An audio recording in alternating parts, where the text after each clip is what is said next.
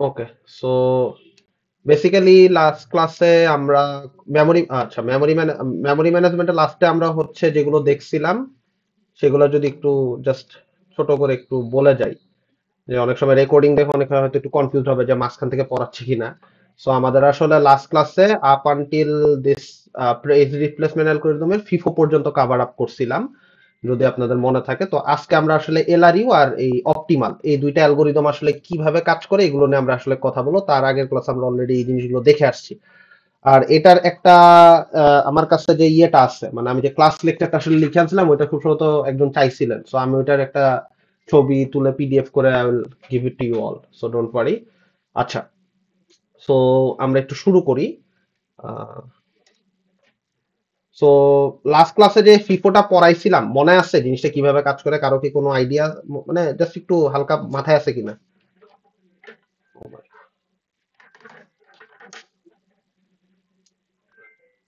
মানে just discuss করতে পারবেন কিনা? Are you guys in a situation?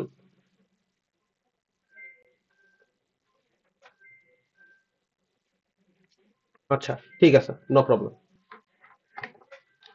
So okay, screen কি শেয়ার হয়েছে? আমার ওয়ান নোটটা কি দেখা যাচ্ছে? জি স্যার। আচ্ছা, সো লাস্ট ক্লাসে আমরা ফিফো দেখছিলাম, ফিফোর মতোই আজকে আরেকটা অ্যালগোরিদম আমরা দেখবো, সেটা হচ্ছে এলআরইউ। এরপরে আমরা আমরা বেসিক্যালি যেটা দেখবো এটা হচ্ছে অপটিমাল। সো এগুলো হচ্ছে এক একটা পেজ রিপ্লেসমেন্ট অ্যালগোরিদম। সো প্রত্যেকটাই ডিফারেন্ট ডিফারেন্ট ওয়েতে আসলে কাজ করে। সো ওই জিনিসটা নিয়ে আমরা আসলে দেখবো যে এলআরইউ ফুল ফর্মটা কি, আমি যদি আগে একটু বলে নিই। লিস্ট রিসেন্টলি ইউজ, ঠিক আছে? লিস্ট রিসেন্টলি ইউজড, হ্যাঁ। আর আরেকটা অ্যালগরিদম আমরা দেখবো সেটা হচ্ছে optimal. So already up until FIFO পর্যন্ত আমরা দেখে ফেলছি, সো এলআরইউটা দিয়ে আজকে আমরা শুরু করি। সো ওকে, শুরু করার আগে আমি আগে কোশ্চেনটা একটু আপনাদের সামনে তুলে নিই। সো আমাদের কি কি দেওয়া থাকে কারো মনে আছে? একটা রেফারেন্স স্ট্রিং দেওয়া থাকতো না, মনে আছে? লাস্ট ক্লাসে দেখাইছিলাম। জি স্যার। সো ওরকমই একটা জিনিস দেওয়া থাকবে, কেউ যদি বুঝতে না পারেন প্লিজ আমাকে একটু থামাবেন যে স্যার আমি এই জায়গাটায় বুঝি নাই কি হচ্ছে। সো জাস্ট লাইক বিফোর আমাদেরকে একটা রেফারেন্স স্ট্রিং দেওয়া থাকবে। আমি যদি রেফারেন্স স্ট্রিংটা একটু লিখি, আমি একটু একটু একটু ছোট করে লিখবো যাতে আমি এখানে একবারে পুরাটা ধরাইতে পারি এক লাইন। সো এনিওয়ে, আচ্ছা এটা বলে ঠিক আছে। 7 0 1 2 3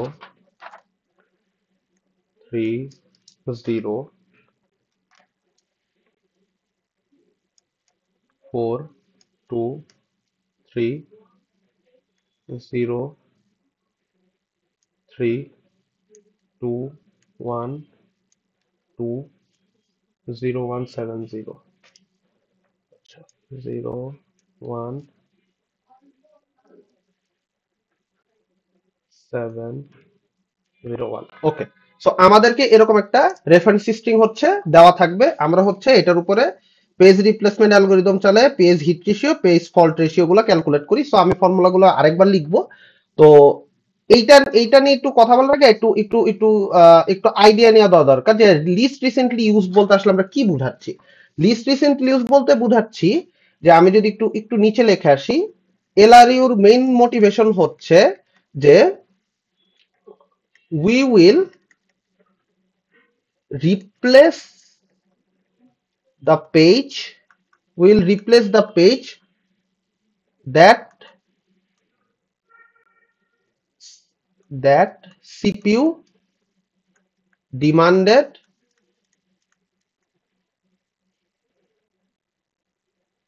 a long ago, ঠিক আছে? a long ago মানে সব থেকে পুরানো যে পেজটা, মেইন মোটিভেশনটা হচ্ছে যে আমি এখানে এটা এটা রিপ্লেস লিখছি কেউ যদি বুঝতে না পারেন, by the way. So main মোটিভেশনটা কি হয়েছে এলআরইউ, যে আমি মানে আমার যে সিপিইউটা আছে সে বেসিক্যালি কি করতেছে, সে বেসিক্যালি যে পেজটা সবার প্রথমে ডিমান্ড করছিল, সবচেয়ে পুরানো যে পেজটা ডিমান্ড করছিল সেটাকে রিপ্লেস করতেছি। ফর এক্সাম্পল আমার কাছে ধরেন এরকম একটা স্ট্রিং দেওয়া আছে 2 3 6 7 8, ঠিক আছে? এরকম একটা স্ট্রিং লেটস ধরেন দেওয়া আছে। সো এরকম একটা স্ট্রিং দেওয়া থাকলে কি করব, যখন আমি 8 কে আমার সিপিইউ তে ফ্রেমে চেক দিতে যাব তখন আমি চেক করব যে ধরেন এই 8 কে আমি ফ্রেমে খুঁজে পেলাম না, ঠিক আছে? মোটিভেশনটা আগে একটু ছোট করে বুঝাচ্ছি। ধরেন আমার ফ্রেম তিনটা ফাঁকা ফ্রেম, তিনটা ফ্রেম আছে, তিনটা ফ্রেমের ভিতরে ধরেন আমার লেটস সে 2 আছে, 4 আছে, 6 আছে এই সিচুয়েশনে। তাহলে আমাকে এখানে দেখে বলেন তো সিপিইউ সবচেয়ে প্রথমে কাকে আসলে ইয়ে করতে চাইছিল, ডিমান্ড করছিল এই ফ্রেমের এই কন্ডিশন দেখে? কেউ বলতে পারবেন? আমি হইতাছে 8 কে খুঁজতেছি আমার আমার ফ্রেমের মধ্যে, কিন্তু আমি এসে দেখছি এখানে 2 আছে, 4 আছে, 6 আছে। আমাকে একটু বলতে পারবেন যে সবচেয়ে পুরানো কে এখানে, যাকে সিপিইউ অনেকক্ষণ আগে খুঁজছিল? Any idea? হ্যালো, আমার কথা কি শোনা যাচ্ছে? হ্যালো, একটু একটু রেসপন্ড করেন যে স্যার বুঝতেছি বা কিছু, একটু হালকা রেসপন্ড করেন। কোশ্চেনটা একটু বুঝছেন কিনা? হ্যালো, কোশ্চেনটা কি আমি আরেকবার করব? 6 সবচেয়ে পুরনো না? 6 কি সবচেয়ে পুরানো? সিপিইউ সবার আগে কাকে দেখেন তো? 6 6 2 ছিল। হবে না এখানে সবচেয়ে বড়। এই যে দেখেন এভাবে আগাচ্ছি, হ্যাঁ বাম পাশে এভাবে আগাচ্ছি। প্রথমে 6 কে খুঁজে পাইছি, তারপরে 4 কে খুঁজে পাইছি, তারপরে সবার লাস্টে কাকে খুঁজে পাইছি? 2 কে খুঁজে পাইছি না? টুকে তার মানে 2 হচ্ছে সবচেয়ে পুরানো। তার মানে এই ক্ষেত্রে আমি আমার এই 2 কে বের করে দিয়ে এই জায়গাটাতে 8 কে পুশ করব। মোটিভেশনটা কি বোঝা গেছে? অ্যালগরিদমটা কিভাবে কাজ করবে?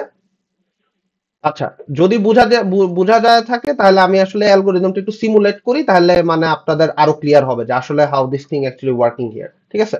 সো অ্যাজ ইউজুয়াল আমরা আমাদের এখানে হচ্ছে আরো কিছু ইনফরমেশন দেওয়া থাকে নরমালি। ফ্রেম নাম্বার, আরে বাবারে এটা ঠিক আছে।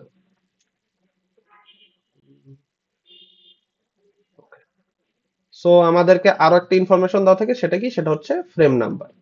সো ফ্রেম নাম্বার কত? ফ্রেম নাম্বার হচ্ছে লেটস সে 4, মানে 4টা ফ্রেম আছে, ঠিক আছে? সো আমরা আঁকি এখানে। সো 4টা ফ্রেম 1 2 3 4 আমরা এইখানে এইভাবে নাম্বারিং করি। সো আমি প্রথমটার জন্য নাম্বারিং করলাম, বাকিগুলার নাম্বারিং আমি আসলে করব না, হ্যাঁ আপনারা জাস্ট বুঝে নিলেই হবে। সো দেখেন তো প্রথমে কি সিপিইউ কি 7 কে এসে খুঁজে পাবে? হ্যালো, জি জি স্যার। 7 এসে কিভাবে খুঁজে পাবে স্যার? এই ফ্রেম তো খালি শুরুতে। ও না স্যার, মানে 7 কে পাবে না, ওটা তো পরে আসবে ওখানে। হ্যাঁ, তার মানে এটা হিট না মিস? হিট। ও না, মিস। মিসকে আমরা এভাবে দেখাই, ঠিক আছে? অ্যাস্টেরিক দিয়ে মিস বুঝাই, আর হিট হলে নরমালি হিট লিখি, ঠিক আছে? সো বেসিক্যালি এইটা। সো প্রথমে সিপিইউ এসে 7 কে খুঁজে পায়নি, ওকে ফাইন। তারপরে নেক্সটে আমি যদি আগে ফ্রেমগুলো আগে আসলে এঁকে নিই তাহলে মনে হয় বেটার হয় আমাদের জন্য।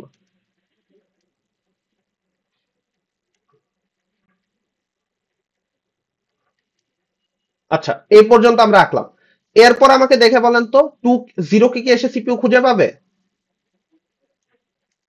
এই অবস্থায়? না স্যার। 0 এর ক্ষেত্রেও এটা মিসই হবে, ঠিক আছে? এরপরে সিমিলারলি 1 কে কি এসে সিপিইউ খুঁজে পাবে? 1 কেও খুঁজে পাবে না, তাহলে 1 এর ক্ষেত্রেও জিনিসটা কি হবে? 1 এর ক্ষেত্রেও জিনিসটা মিসই হবে। 701 এই দিলাম অ্যাস্টেরিক। তারপরে এবার 2 কে কি সিপিইউ এসে খুঁজে পাবে? 2 কেও এসে সিপিইউ খুঁজে পাবে না, তাহলে এটা কি হবে? মিসই হবে, তাই তো? সো আমি 2 কে এখানে রাখলাম 107। লেখা যদি বোঝা না যায় আমাকে একটু বলবেন যে স্যার লেখাটা বোঝা যাচ্ছে না। আর দেখেন এই যে প্রত্যেকটা শেষে আমি মিস অ্যানোটেট করে দিচ্ছি। আচ্ছা, সো এখন আরেকটা ইয়ে নিলাম, ঘর নিলাম। সো এখন আমাকে দেখে বলেন তো 0টা কি হিট না মিস? এই যে দেখেন 0টা কিন্তু অলরেডি আমার সিস্টেমে আছে। তাহলে আমি কি করব? জাস্ট যদি আগের ক্লাস মনে থাকে যে যদি পেয়ে যাই তাহলে আমি জাস্ট আগের ফ্রেমটাই কপি করে বসায় দিব। সো আমি এখানে হিটও লিখে দিলাম এবং আমি এখানে আগের ফ্রেমটা কপি করলাম। আচ্ছা, এরপরে 3 এর ক্ষেত্রে দেখে বলেন তো 3 কে কি আমি খুঁজে পাবো? না স্যার, মিস। 3 কে আমি মিস করতেছি, ঠিক আছে? 3 কে মিস করতেছি, তাহলে 3 কে মিস করলে এখন আমার স্টেপটা কি হবে? 7 কে সরাই দিন। কেন 7 কে সরাবো? So, 7 আমি কে একটু সরাই দেখি। আর আগে আচ্ছা, নিয়ে হতো। আমি আমার কারেন্ট ফ্রেমের কন্ডিশনটা দেখি কিভাবে আমি অ্যালগরিদমটা চিন্তা করতেছি। আমার কারেন্ট ফ্রেমের স্টেট হচ্ছে 2107। তো 2107 এই 3 কে যখন আমি খুঁজতে আসছি স্বাভাবিকভাবে আমি তো 3 কে পাই নাই, আমি পাইছি 2107 কে। তাহলে এদের ভিতরে সবচেয়ে পুরানো যাকে সিপিইউ রিকোয়ার করছে তাকে আমি আইডেন্টিফাই করার চেষ্টা করি। সো প্রথমে আমি 0 কে দেখছি, না 0 তো সবচেয়ে পুরানো না। তারপর আমি 2 কে দেখছি, 2 ও তো তাহলে সবচেয়ে পুরানো না। তারপর আমি 1 কে দেখছি, তার মানে 0 1 2 আমার কারেন্ট ফ্রেমে যারা যারা অ্যাভেলেবল তাদের সবাইকে আমি পাইছি। পাই নাই কাকে এখন পর্যন্ত? সবার সবচেয়ে লাস্টে যে কাকে পাচ্ছি, সবচেয়ে লাস্টে যে পাচ্ছি 7 কে। তার মানে কি 7 কে সবার আগে সিপিইউ খোঁজার চেষ্টা করছিল না? Yes or no? ইয়েস তাহলে আমি 7 কে এখান থেকে কেটে দিব। এখান থেকে কেটে কাকে পুশ করব? আমি 3 কে এখানে পুশ করে দিলাম, ঠিক আছে? 7 1 2। আচ্ছা, এরপরে আবার হচ্ছে আমি, ও বাবা, এরপরে আবার আমি একটা ফ্রেম আঁকি। স্যার এটা কি স্যার হিট হওয়ার পর আমি হচ্ছে সবচেয়ে লিস্টটা যেটা ওইটাকে বের করে দিয়ে স্যার পুশ করে দেব নতুনটা, এটাই তো? হিট করলে তো কিছু করা লাগে না, হিট করলে তো জাস্ট কপি করতেছি, হিট করলে তো কোনো প্রবলেম নাই। যেমন দেখেন 0 কে হিট করছিল এই জায়গায়, আমি জাস্ট প্রিভিয়াসটারই একটা কপি ভার্সন এখানে লিখছি। হিট করলে কিন্তু স্যার কোনো প্রবলেম নাই। প্রবলেম হচ্ছে মিস করে যদি ফ্রেমে না পাই, তারপর আমি হইতেছে লেফটে চেক করা শুরু করি এইভাবে করে। বুঝাইতে পারছি?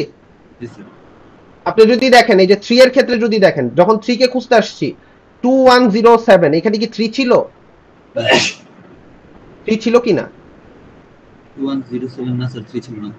তাহলে আমি কি করছি, লেফটে সবচেয়ে পুরানো কে আছে, সবচেয়ে পুরানো সিপিইউ কাকে লুক আপ করছে তাকে খুঁজতেছি। তো 21 দেখছি, এখানে 0 পাইছি, 0 পাইছি, 2 পাইছি, 1 পাইছি। সবচেয়ে পুরানো তাহলে কে হইছে? 7 হইছে না? সবার আগে সিপিইউ খুঁজছে, তো 7 কে আমি বের করে দিছি, বের করে দিয়ে 3 কে হইতেছে পুশ করছি। বেসিক্যালি যেখানে মিস করতেছি সেখান থেকে লুক আপটা শুরু করতেছি। এটা কি বুঝতে পারছেন? জি স্যার। আচ্ছা, আরো কয়েকটা সিমুলেট করি, দেখলে আস্তে আস্তে ক্লিয়ার হবে জিনিসটা। সো 0 কি আমার এখন এই অ্যারেতে কি, মানে এই ফ্রেমে কি available? Yes or no? Yes sir. Available. তাহলে আমি 2 1 0 3, তার মানে আমি কপি করছি আগের মতোই। সমস্যা আছে? আচ্ছা সমস্যা নেই, ওকে। সো এটাকে আমি লিখলাম হিট, ঠিক আছে? আচ্ছা, এরপরে আমি এবার হচ্ছে 4 কে, জাস্ট এ মিনিট, এটা বাঁকা হয়ে যাচ্ছে আমার হাতের কারণেই নাকি, সোজা রাখতে পারতেছি। আচ্ছা, এবার পারছি। একটু ড্রয়িংটা একটু এদিক সেদিক হবে, সরি ফর দ্যাট। সো এখন আমাকে দেখে বলেন তো 4 কি আমার ফ্রেমে আছে কারেন্ট ফ্রেমের কন্ডিশনে? না স্যার। 4 কিন্তু নাই। তাহলে আমি এখন কাকে বের করে দিব সেটা কিভাবে ডিসাইড করব? খেয়াল করেন, প্রথমে 4 এর আগে আমি চেক করব সেই ভ্যালুগুলোকে যেগুলো ফ্রেমে অ্যাভেলেবল। দেখেন ফ্রেমে অ্যাভেলেবল কি আছে? 2103। 2103 এর মধ্যে 0 কে খুঁজে পাইছি, তারপরে 3 কে খুঁজে পাইছি, 0 কে আবার পাইছি, তারপর 2 কেও খুঁজে পাইছি। তাহলে এখন আমাকে বলেন তো এখানে সবচেয়ে পুরানো কে আছে? 1 সবচেয়ে পুরানো না? সবার লাস্টে 1 কে পাইছি না? তাহলে 1 কে আমি বের করে দিতে পারি। 1 কে আমি এখান থেকে বের করে দিলাম। 1 কে বের করে দিয়ে আমি কাকে ঢুকাবো? 4 দেখেন আমি কিন্তু একটা টেকনিক ফলো করতেছি, এটা আপনারা খেয়াল করছেন কিনা জানি না, শুরু থেকেই আমি কিন্তু প্রত্যেকটা রেফারেন্স নাম্বারের নিচে নিচে একটা করে ফ্রেম আঁকছি। চাইলে আপনারা এটা ফলো করতে পারেন। আমি এটা ফলো করতেছি সো দ্যাট আপনারা ট্র্যাক যেন হারায় না যান। দেখেন 4 এর সাথে একটা ফ্রেম আঁকছি, 0 এর সাথে একটা ফ্রেম আঁকছি, 3 এর সাথে, প্রত্যেকটার সাথে একটা করে ফ্রেম আঁকছি। সো এটা আপনারা ফলো করতে পারেন চাইলে, এটা ফলো করলে আপনাদের জন্য হয়তো বেটার হবে। আমার মনে হয়েছে যে it's a good approach, so আমি ফলো করতেছি। Anyway, it's up to you. So আমি এখানে 4 কে পুশ করলাম, 2 2 এর মতো থাকলো, 0 থাকলো, 3 থাকলো। আর এটা কি হিট হয়েছিল না মিস হয়েছিল? 4 কে কি এসে খুঁজে পাইছিলাম? না স্যার। না স্যার। তাহলে আমি এখানে মিস লিখে দিলাম, ওকে। সো আপনি চাইলে ফ্রেমটা একে হিট বা মিস এটাও লিখে দিতে পারেন। সো এই জিনিসটা দেখেন 2 এর ক্ষেত্রে আমি যদি একটু করে দেখাই, সো 2 এর ক্ষেত্রে যদি আমি করে দেখাই, 2 তে কি হিট হবে না মিস হবে? 2 এর ক্ষেত্রে কি হিট হবে না মিস হবে? হিট হবে স্যার। হিট হবে। তাহলে আমি সাথে সাথে হিটটা লিখে ফেলবো। লেখার পরে কি করব? যদি হিট হয় তাহলে তো আমার কপি করা ছাড়া আর কোনো কাজ নাই। সো বেসিক্যালি আমি হচ্ছে জাস্ট কপি করে রেখে দিব, ঠিক আছে? সো হিট যেহেতু হইছে, তাহলে আমি জাস্ট 2 4 0 3 কপি করলাম। আচ্ছা ফাইন। এরপরে 3 এর ক্ষেত্রে কি হিট হবে না মিস হবে? Sir hit. হিটই হবে, ঠিক আছে? সো আগের মতোই আমি জাস্ট আগেই কপিটা লিখে, আগেই হিটটা লিখে ফেলবো। হিটটা লেখার পরে আমি জাস্ট এই ফ্রেমটাকে কপি করে বসাই দিব। তারপরে 0 এর ক্ষেত্রে কি হবে? এটাও হিট। 0 এর ক্ষেত্রেও এটা হিট হবে, ঠিক আছে? তাহলে আমার কাজ সেম, আমি জাস্ট 2 4 0 3, আর যেহেতু হিট হয়েছে তাহলে আগে আমি হিট লিখে দিলাম, কাজ শেষ আমার, ঠিক আছে। বিভিন্ন কালি দিয়ে লিখতেছি, সামটাইমস আবার কনফিউজ হয় না স্যার এখানে আপনি সাদা কালারের অ্যাস্টেরিক দিচ্ছেন, এটার অন্য কোনো মানে আছে কিনা, আপনি সাদা কালারে হিট লিখছেন এটার কোনো মানে আছে কিনা, জাস্ট মানে আমার সামনে আসলে যেটা পড়তেছে আমি ওটা দিয়ে লিখতেছি, সো ডোন্ট বি ওয়ারি। কেউ যদি একটু কনফিউজড হন, আমি চেষ্টা করতেছি একরকম রাখার, বাট ইউ নো। সো 3 এর ক্ষেত্রে কি হিট হবে না মিস হবে? হিট হিট হবে। সো 3 0 4 3 হিট হইলে যেটা আছে সেটাই কপি করে দিব। 2 আচ্ছা স্যার উপরে, আচ্ছা 2 এর ক্ষেত্রে কি হবে? স্যার 4 এর উপর 2 হবে স্যার, এই যে আচ্ছা আচ্ছা আচ্ছা just a minute, sorry sorry, বুঝতে পারছি, হ্যাঁ আমি এখানে কথায় কথায় লিখে ফেলছি। আচ্ছা আচ্ছা কপি করলাম, okay. So thank you. Okay, so 2 এর ক্ষেত্রে কি হবে, হিট হবে না মিস হবে? Hit sir. হিট আচ্ছা, সো এখানে হিট হইলো। সো আমি জাস্ট আগের মতোই 3042। আচ্ছা, এরপরে নেক্সটে কে আসলো? 1 আসলো। 1 এর ক্ষেত্রে কি হবে? মিস মিস মিস হবে। মিস হইলে এখন আমি কি করব? মিস হইলে আগে আমি এটা একটু লিখবো স্যার। 1 এর 2402, তাই তো? 2402 তার 2403, তাহলে আমি এখান থেকে কাকে বের করতে পারি? দেখেন 3 কে দেখছি, 0 কে দেখছি, তারপরে 2 কে দেখছি, তাহলে আমি কাকে বের করতে পারি? 4 বাকিরা কি বুঝতেছেন? দেখেন আমি আমি Yes, একটা sir. আমি একটা লিনিয়ার চেক চালাই, তাহলে আপনাদের জন্য সুবিধা হবে। ঠান্ডা মাথায় একটা লিনিয়ার চেক চালাই। দেখেন প্রথমে চেক করব কি অ্যাভেলেবল ফ্রেমে কারা 2403, তার মানে এর মধ্যে থেকে যে কোনো একজনকে আমার বের করতে হবে। সো খুঁজতে খুঁজতে জাস্ট এ মিনিট, সো খুঁজতে খুঁজতে আমি প্রথমে 2 কে পাইছি, 3 কেও পাইছি, 0 কেও পাইছি, 2 কেও পাইছি, 3 কেও পাইছি, 0 কেও পাইছি, পাই নাই কাকে? 4 কে পাইনি। তার মানে আমি বুঝতেছি 4 কে অনেক পিছনে যে পাবো। Yes or no? স্যার তার মানে এটা সবচেয়ে পুরানো যাকে সিপিইউ খুঁজছিল। তাহলে আমি কি করব? সিম্পলি হচ্ছে 4 কে এখান থেকে বের করে দিব। আচ্ছা 4 কে আমি বের করে দিলাম। বের করার জন্য আমি 4 এর এখানে ইয়ে করে দিলাম। দেন এখন হচ্ছে এখানে কাকে ইনসার্ট করাবো? 1 1 কে, ঠিক আছে, 1 কে ইনসার্ট করব। ওকে, 1 কে আমি ইনসার্ট করলাম। 2 2 এর মতোই থাকলো, এখানে 0 থাকলো, এখানে 3 থাকলো। আচ্ছা এখানে কি মিস হইছে না হিট হইছে? মিস মিস হইলে অ্যাস্টেরিক দিব। Okay nice. এরপরে আবার কি করব? আবার হচ্ছে আরেকটা ফ্রেম আঁকবো, আরেকটা ফ্রেম আঁকবো।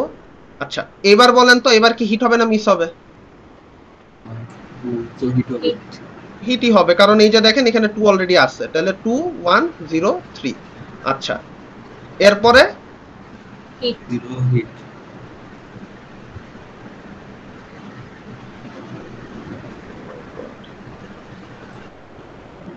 তাহলে আমি হচ্ছে যদি হিট হয় 0 কে খুঁজে পাইছি, 2 1 0 3 হিট করলো। এরপরে হচ্ছে 1 কে খুঁজতে আসছে, 1 কে কি খুঁজে পাবে? স্যার আচ্ছা 1 কেও খুঁজে পাবে। 1 কে যদি খুঁজে পায় তাহলে আমি এখানে হিট লিখে দিতে পারি, আর এখানে জাস্ট 3 0 1 2 এই কপিটা করতে পারি। আচ্ছা তারপরে আছে 7, 7 কে কি খুঁজে পাবো? না স্যার 7 কে খুঁজে পাওয়া যাবে না, ঠিক আছে। 7 কে খুঁজে না পাওয়া গেলে 7 এর ক্ষেত্রে এটা হবে মিস, তাই তো? তাহলে এখন কি করব বলেন তো? What will be done? 2 1 0 3, 1 কে খুঁজে পাইছি, লিনিয়ার চেক দিই 7 এর বাম পাশে, 7 এর ঠিক বাম পাশে লিনিয়ারলি চেক দিতেছি। 1 কে খুঁজে পাইছি, 0 কে খুঁজে পাইছি, 2 কেও খুঁজে পাইছি, পাই নাই কাকে এখন পর্যন্ত? 3 কে। তার মানে 3 সবচেয়ে পুরানো যাকে সিপিইউ খুঁজতেছিল। তাহলে আমি যদি এই ইনফরমেশনটা পাই তাহলে আমি সুন্দর করে 3 কে এখান থেকে বের করে দিব। 3 কে বের করে দিয়ে কাকে ইনসার্ট করব? 7 কে ইনসার্ট করব, 0 1 2 আগের মতোই থাকলো। আচ্ছা এরপরে আমার কে আছে? 0, 0 কে আমি খুঁজে পাইছি, ইয়েস অর নো? তার মানে এটা আমার হিট। আর তাহলে আমি যদি এটাকে লিখে ফেলি 2 1 0 7, আচ্ছা 7 লেখাটা বেশি সুন্দর হয়ে গেছে। আমার মতো মানুষের জন্য এনএলপি তে নাম্বার ডিটেকশন কষ্ট হয়। এনিওয়ে, সো এরপরে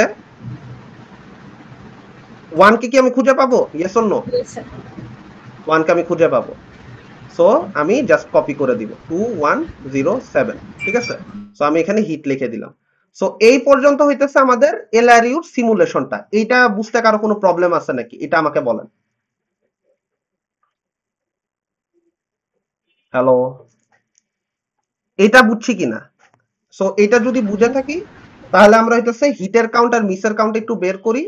হিট হিট করছে কয়টা একটু যদি কাউন্ট করি, 1টা 2টা 3টা 4টা 5টা 6টা 7টা 8টা 9টা 10টা 11টা 12টা।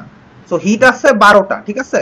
12টা হিট হইলে রেফারেন্স স্ট্রিং কয়টা আছে আমার কাছে আমি যদি একটু কাউন্ট করি, টোটাল রেফারেন্স স্ট্রিং আছে কয়টা, এখানে 20টা আছে, ঠিক আছে। আপনারা যদি একটু কাউন্ট করেন তাহলে আপনারা এটা পাবেন, ঠিক আছে। 20টা আছে, দেখেন 1টা 2টা 3টা 4টা 5টা 6টা 7টা 8টা 9টা 10টা 11টা 12টা 13টা 14টা 15টা 16টা 17টা 18টা 19টা 20টা। সো 12টা যদি হিট করে তাহলে মিস করছে কয়টা, 20 মাইনাস 12, 8টা। তাহলে আমরা এখান থেকে জাস্ট লাস্ট ক্লাসের মতো করে আমরা কি করতে পারি, হিট রেশিও আর মিস রেশিওটা ক্যালকুলেট করতে পারি। সো আমরা যদি এখানে সাইড একটু ক্যালকুলেট করি, পেস হিট রেশিওটা হচ্ছে page hit ratio is equals to what, এটা হচ্ছে page hit into 100 divided by number of reference string, ঠিক আছে। সো আমার এখানে পেজ হিটের কাউন্ট হইতেছে কয়টা, 12টা ইনটু 100, আর রেফারেন্স স্ট্রিং এর কাউন্ট কয়টা, এই যে উপরে এখানে আমরা অলরেডি কাউন্ট করছি, এখানে আছে আমার টোটাল রেফারেন্স স্ট্রিং আছে 20টা। সো 12 গুণ 20 ডিভাইডেড বাই কত, 12 গুণ 100 ডিভাইডেড বাই 20, ঠিক আছে। আমি 12 ইয়ে করছিলাম, যাই হোক 12 ইনটু 100, এটা করে আমি হিট রেশিওটা পাবো। আর আরেকটা জিনিস আমাকে কি ক্যালকুলেট করতে হয়, সেটা হচ্ছে page fault ratio. So page fault ratio কি হবে, পেজ ফল্ট রেশিও হবে বেসিক্যালি আপনার page fault into 100 divided by number of reference string, ঠিক আছে। সো ফল্ট হইছে কয়টা, 8টা, তাই তো। মিস করছে মানে ফল্ট মানে হচ্ছে মিস করছে। সো 8 ইনটু 100 ডিভাইডেড বাই কত, 20। সো এটা করলে আপনারা হচ্ছে ফল্ট আর হিটের ভ্যালুটা পেয়ে যাবেন। সো এই গেল আমাদের এলআরইউ। সো এরপরে আমরা যেটা দেখব সেটা হচ্ছে অপটিমাল, ঠিক আছে। সো অপটিমালটা দেখানোর সময় বেসিক্যালি অপটিমাল হচ্ছে এলআরইউ ঠিক অপোজিট, ঠিক আছে। অপটিমাল হচ্ছে এলআরইউ ঠিক অপোজিট। এখন কোশ্চেন হচ্ছে যে স্যার এলআরইউর অপোজিট অপটিমাল এটা কেন? কারণ হচ্ছে আপনারা যদি খেয়াল করেন আমরা কি করছি, যখন একটা রেফারেন্স স্ট্রিং দেওয়া ছিল তখন ওই একটা যেই ভ্যালুতে লুক আপ করতেছি সেটা যদি মিস হয় কোনো কারণে, তাহলে আমরা কি করছি, বাম দিকে লুক আপ করছিলাম না, মনে আছে একটু আগে? জি স্যার। ঠিক আছে। এখন আমরা খুঁজবো যে অপটিমাল যখন আমরা ক্যালকুলেট করব তখন আমাদের মেইন মোটিভেশন থাকবে এটা যে আমরা হচ্ছে সবচেয়ে লেটেস্ট ডেটা সেটাকে আমরা এখন খুঁজবো, যে সবার পরে কাকে লুক আপ করা হয়েছে। সিপিইউ সবার পরে ডান দিকে আমরা লুক আপটা করবো, ডান দিকে। এলআরইউর ক্ষেত্রে তো বাম দিকে করছি, আর অপটিমালের ক্ষেত্রে আমি কি করব, অপটিমালের ক্ষেত্রে এলআরইউর ক্ষেত্রে আমি বাম দিকে লুক আপ করছি একটা রেফারেন্স স্ট্রিং এর, আর অপটিমালের ক্ষেত্রে ডান দিকে লুক আপ করব। এবং আমার টার্গেট হচ্ছে স্যার নেক্সট যেগুলো আসবে ওইগুলো থেকে লুক আপ করব স্যার। হ্যাঁ, নেক্সট যেগুলো আসবে ওগুলোর মধ্যে সবার লাস্টে মানে মোস্ট নিউ, ঠিক আছে, সবচেয়ে নিউ যেটা তাকে হইতেছে আমরা কি করব, তার উপরে ডিপেন্ড করে আমরা এটাকে রিপ্লেস করার চেষ্টা করব, বা যেটাই বলেন না কেন সেটা আমরা করব। সো আমরা একটু দেখি যে এখানে কিভাবে জিনিসটা কাজ করে, ঠিক আছে। সো আমি আগে এই স্ট্রিংটা কি সেম ছিল 70, আচ্ছা আমি একটু লিখে ফেলি, লাভ হবে না। 7 0 1 2 0 3 0 4 2 3 0 4 2 3 0 3 2 1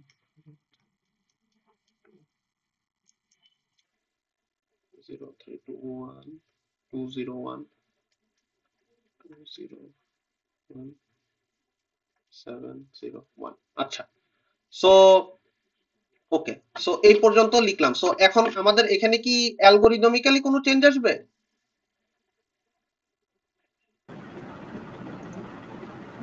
মানে এখন আমরা কি করছি বেসিক্যালি আমাকে একটু দেখে বলেন তো, এই জায়গাটাতে আমরা কি কি রেডি করছি? সো আমাদেরকে রেফারেন্স স্ট্রিং দেওয়া আছে এবং আমাদেরকে এটাও দেওয়া থাকবে, আমি তো উপরে এই জায়গাটাতে লিখি নাই নাম্বার অফ ফ্রেম কত দেওয়া ছিল, আচ্ছা না লিখছি নাম্বার অফ ফ্রেম 4টা দেওয়া ছিল। সো আমাদের এখানেও ফ্রেম নাম্বার দেওয়া থাকবে, ফ্রেম নাম্বার দেওয়া থাকবে 4টা, ঠিক আছে। এই ইনফরমেশন গুলা আমাদেরকে বেসিক্যালি কোডে দেওয়াই থাকে। তাহলে আমাদেরকে কি করতে হয়, মানে আমি কি বুঝাইছি একটু একটু জাস্ট একটু মোটিভেশনটা বলতে পারবেন? ফ্রেম আঁকবো, তারপর হচ্ছে ওই ওই রেফারেন্স স্ট্রিং যেখানে আছে ওইখান থেকে হচ্ছে রাইটে সবচেয়ে নিউয়েস্টটা ওটা খুঁজে বের করবো। আচ্ছা ঠিক আছে, নাইস। সো আমরা যদি বুঝে থাকি কাজ করতেছে, ওকে। সো আমি আগে ফ্রেমটা আঁকি, ঠিক আছে, ফ্রেমটা আঁকি। আমি আর এবার ইয়ে করবো না, আগে ফ্রেম এঁকে নিই।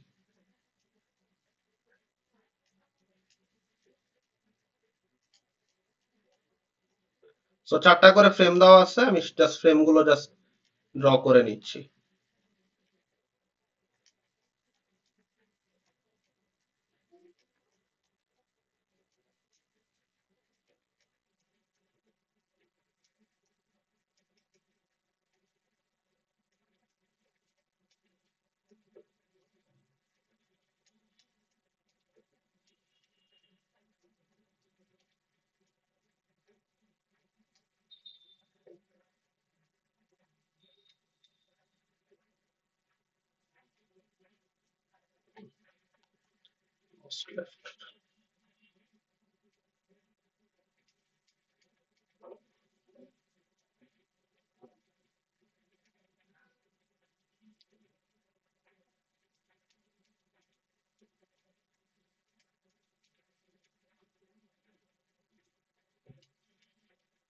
ওকে, সো ফ্রেম আঁকা শেষ। সো প্রথমে আমাকে দেখে বলেন তো, জাস্ট লাইক নরমাল অ্যালগরিদমের মতো জিরো কি এসে আমি খুঁজে আহ, আচ্ছা প্রথমেরটা জিরো না, প্রথমেরটা হচ্ছে 7। এটা কোনটাটা লিখছি, জাস্ট এ মিনিট।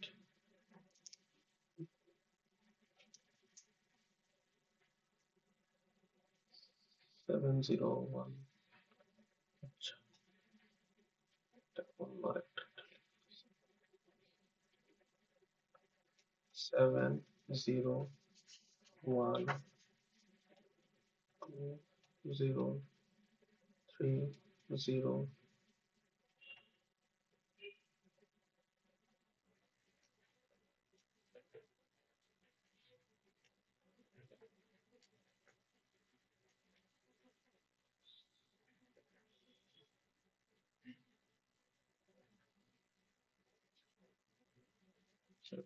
জিরো একটা ফ্রেম, জিরো।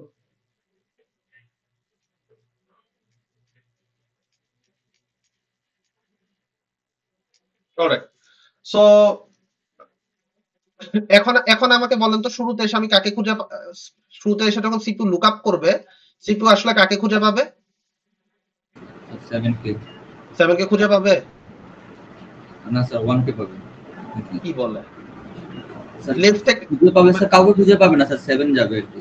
মানে 7 কে সিপিইউ খুঁজতে আসছে এই ফ্রেম গুলোর মধ্যে, 7 কে পাবে না, তাইলে এখানে পাবে মিস না করবে। স্যার, হ্যাঁ মিস করলে বেসিক্যালি হচ্ছে এখানে 7 কে মিস করলো, দেন 7 কে ইয়ে করলো, তারপরে 0 কে খুঁজে পাবে?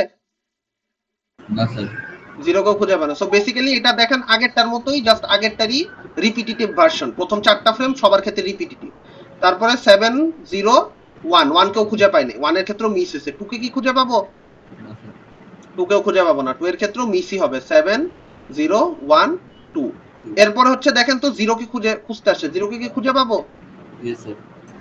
0 কে খুঁজে পাবো, তাইলে আমি এখানে হিট লিখতে পারি। হিট লেখার পরে জাস্ট কপি করে দিও, 7 0 1 2। আচ্ছা 3 কে কি খুঁজে পাবো? না স্যার। 3 কে মিস করতেছি। সো 3 কে যদি মিস করি তাহলে এখন আমার কাজ কি? স্যার রাইটের দিকে দেখো। সো রাইটের দিকে কাদের ভিতর থেকে খুঁজবো? 0 1 সরি 2 1 0 7, তাই তো? তাহলে দেখেন তো 0 কে 0 ডান দিকে যদি এই যে এখানে 3 কে মিস করার পরে আমি যদি ডান একটু লুক আপ করি, তাহলে আমি সবার প্রথমে 0 কে খুঁজে পাইছি, তারপর 2 কেও খুঁজে পাইছি, তারপরে আবার 0 কে খুঁজে পাইছি, তারপর 2 কেও খুঁজে পাইছি, তারপর 1 কেও খুঁজে পাইছি। খুঁজে পাই নাই কাকে এখন পর্যন্ত বলেন তো? 7 7 কে এখন পর্যন্ত খুঁজে পাইনি। 7 কে এই পর্যায়ে এসে খুঁজে পাবো, সবচেয়ে দেরিতে খুঁজে পাচ্ছি। ঠিক আছে, সবচেয়ে দেরিতে যাকে খুঁজে পাবো তাকেই কি করব, রিপ্লেস করে দিব। সো এখন আমি এখান থেকে 7 কে বের করে দিয়ে কাকে পুশ করব, কাকে পুশ করব? এই যে 3 কে না না 3 কে স্যার, 3 কে তো লুক 3 কে জি পুশ স্যার করতে 3 এসে কে তার পুশ ডান করব পাশে দেখতেছি। ঠিক আছে, না বুঝলে 3 জাস্ট কে পুশ করব কমিউনিকেট করেন। হ্যাঁ ঠিক আছে, ওকে ফাইন। তারপর 0, তারপর 1, তারপর 2। আচ্ছা, এরপর আবার কাকে খুঁজতে আসছি? 0 কে। 0 কে কি খুঁজে পাইছি? জি স্যার 0 কে আমি খুঁজে পাইছি। 0 কে যদি আমি খুঁজে পাই তাহলে আমার কাজ হচ্ছে জাস্ট যেটা ছিল সেটাকেই কি করে দেওয়া, বসায় দেওয়া। Yes or no? তারপরে 1 কে খুঁজতে আসছি। 1 কেও আমি কি করছি, খুঁজে পাইছি। খুঁজে পেলে 0 1 0 2 1 0 3 বসাই দিলাম। ঠিক আছে, তারপরে আবার 2 1 0 3 তারপরে আবার কাকে খুঁজতেছি? স্যার 2 কে আচ্ছা, সো 2 কে খুঁজতেছি। 2 কে কি খুঁজে পাইছি? জি স্যার আচ্ছা, 2 কেও খুঁজে পাইছি। 2 কে খুঁজে পাইলে 2 0 3 এভাবে করে বসাইলাম। তারপরে 3 কে খুঁজবো স্যার 3 কে খুঁজবো। 3 কে কি খুঁজে পাবো? না স্যার না কেন স্যার খুঁজে আসতে পাবো? স্যার পাবো 3 কে খুঁজে পাবো 0 1 2। আসতে সো আমি হচ্ছে এখানেও হিট লিখতে পারি। তারপরে আবার কাকে খুঁজবো? 0 0। 0 কে খুঁজে পাবো না? জি স্যার 0 কে খুঁজে পাবো। তারপরে 3 আবার কে হিট হচ্ছে। খুঁজে পাবো 3 কেও খুঁজে পাচ্ছি। 3 0 1 2। 2 কে খুঁজে পাবো তারপরে 2 কেও খুঁজে পাইতেছি। 2 কে খুঁজে পেলে কি হবে, হিট হবে। 2 1 1 লিখছি এখানে, 0 3। তারপরে 1 কে খুঁজে পাবো 1 কেও খুঁজে হিট পাইতেছি, হিট। 2 1 0 3। তারপরে আচ্ছা, এরপরে 2 2 কে খুঁজে পাইছি, জি স্যার 2 1 0 3। তাহলে এটা হিট হয়েছে। তারপরে আচ্ছা, এখানে সবগুলাই হিট হচ্ছে। এটা কি এক্সাম্পলটা ডিফারেন্ট নিছি? আচ্ছা এনিওয়ে, সমস্যা নেই। সুপার হিট এক্সাম্পল স্যার তারপরে এরপরে হইতেছে 2 1 0 3। এটাও কি হয়েছে, হিট হয়েছে, রাইট? হ্যালো, 0 কি জি খুঁজে স্যার পাইছি না? জি এরপর স্যার 1 1 কেও কি খুঁজে পাইতেছি, 2 1 0 3 হিট হচ্ছে। আচ্ছা, এবার 7 হচ্ছে 7 কে খুঁজতেছি। 7 কে খুঁজতে যাই, বলেন তো 7 কে কি আমি খুঁজে পাবো? না স্যার 7 কে খুঁজে না পাইলে আমি কি করব? মিস ডানে দেখো।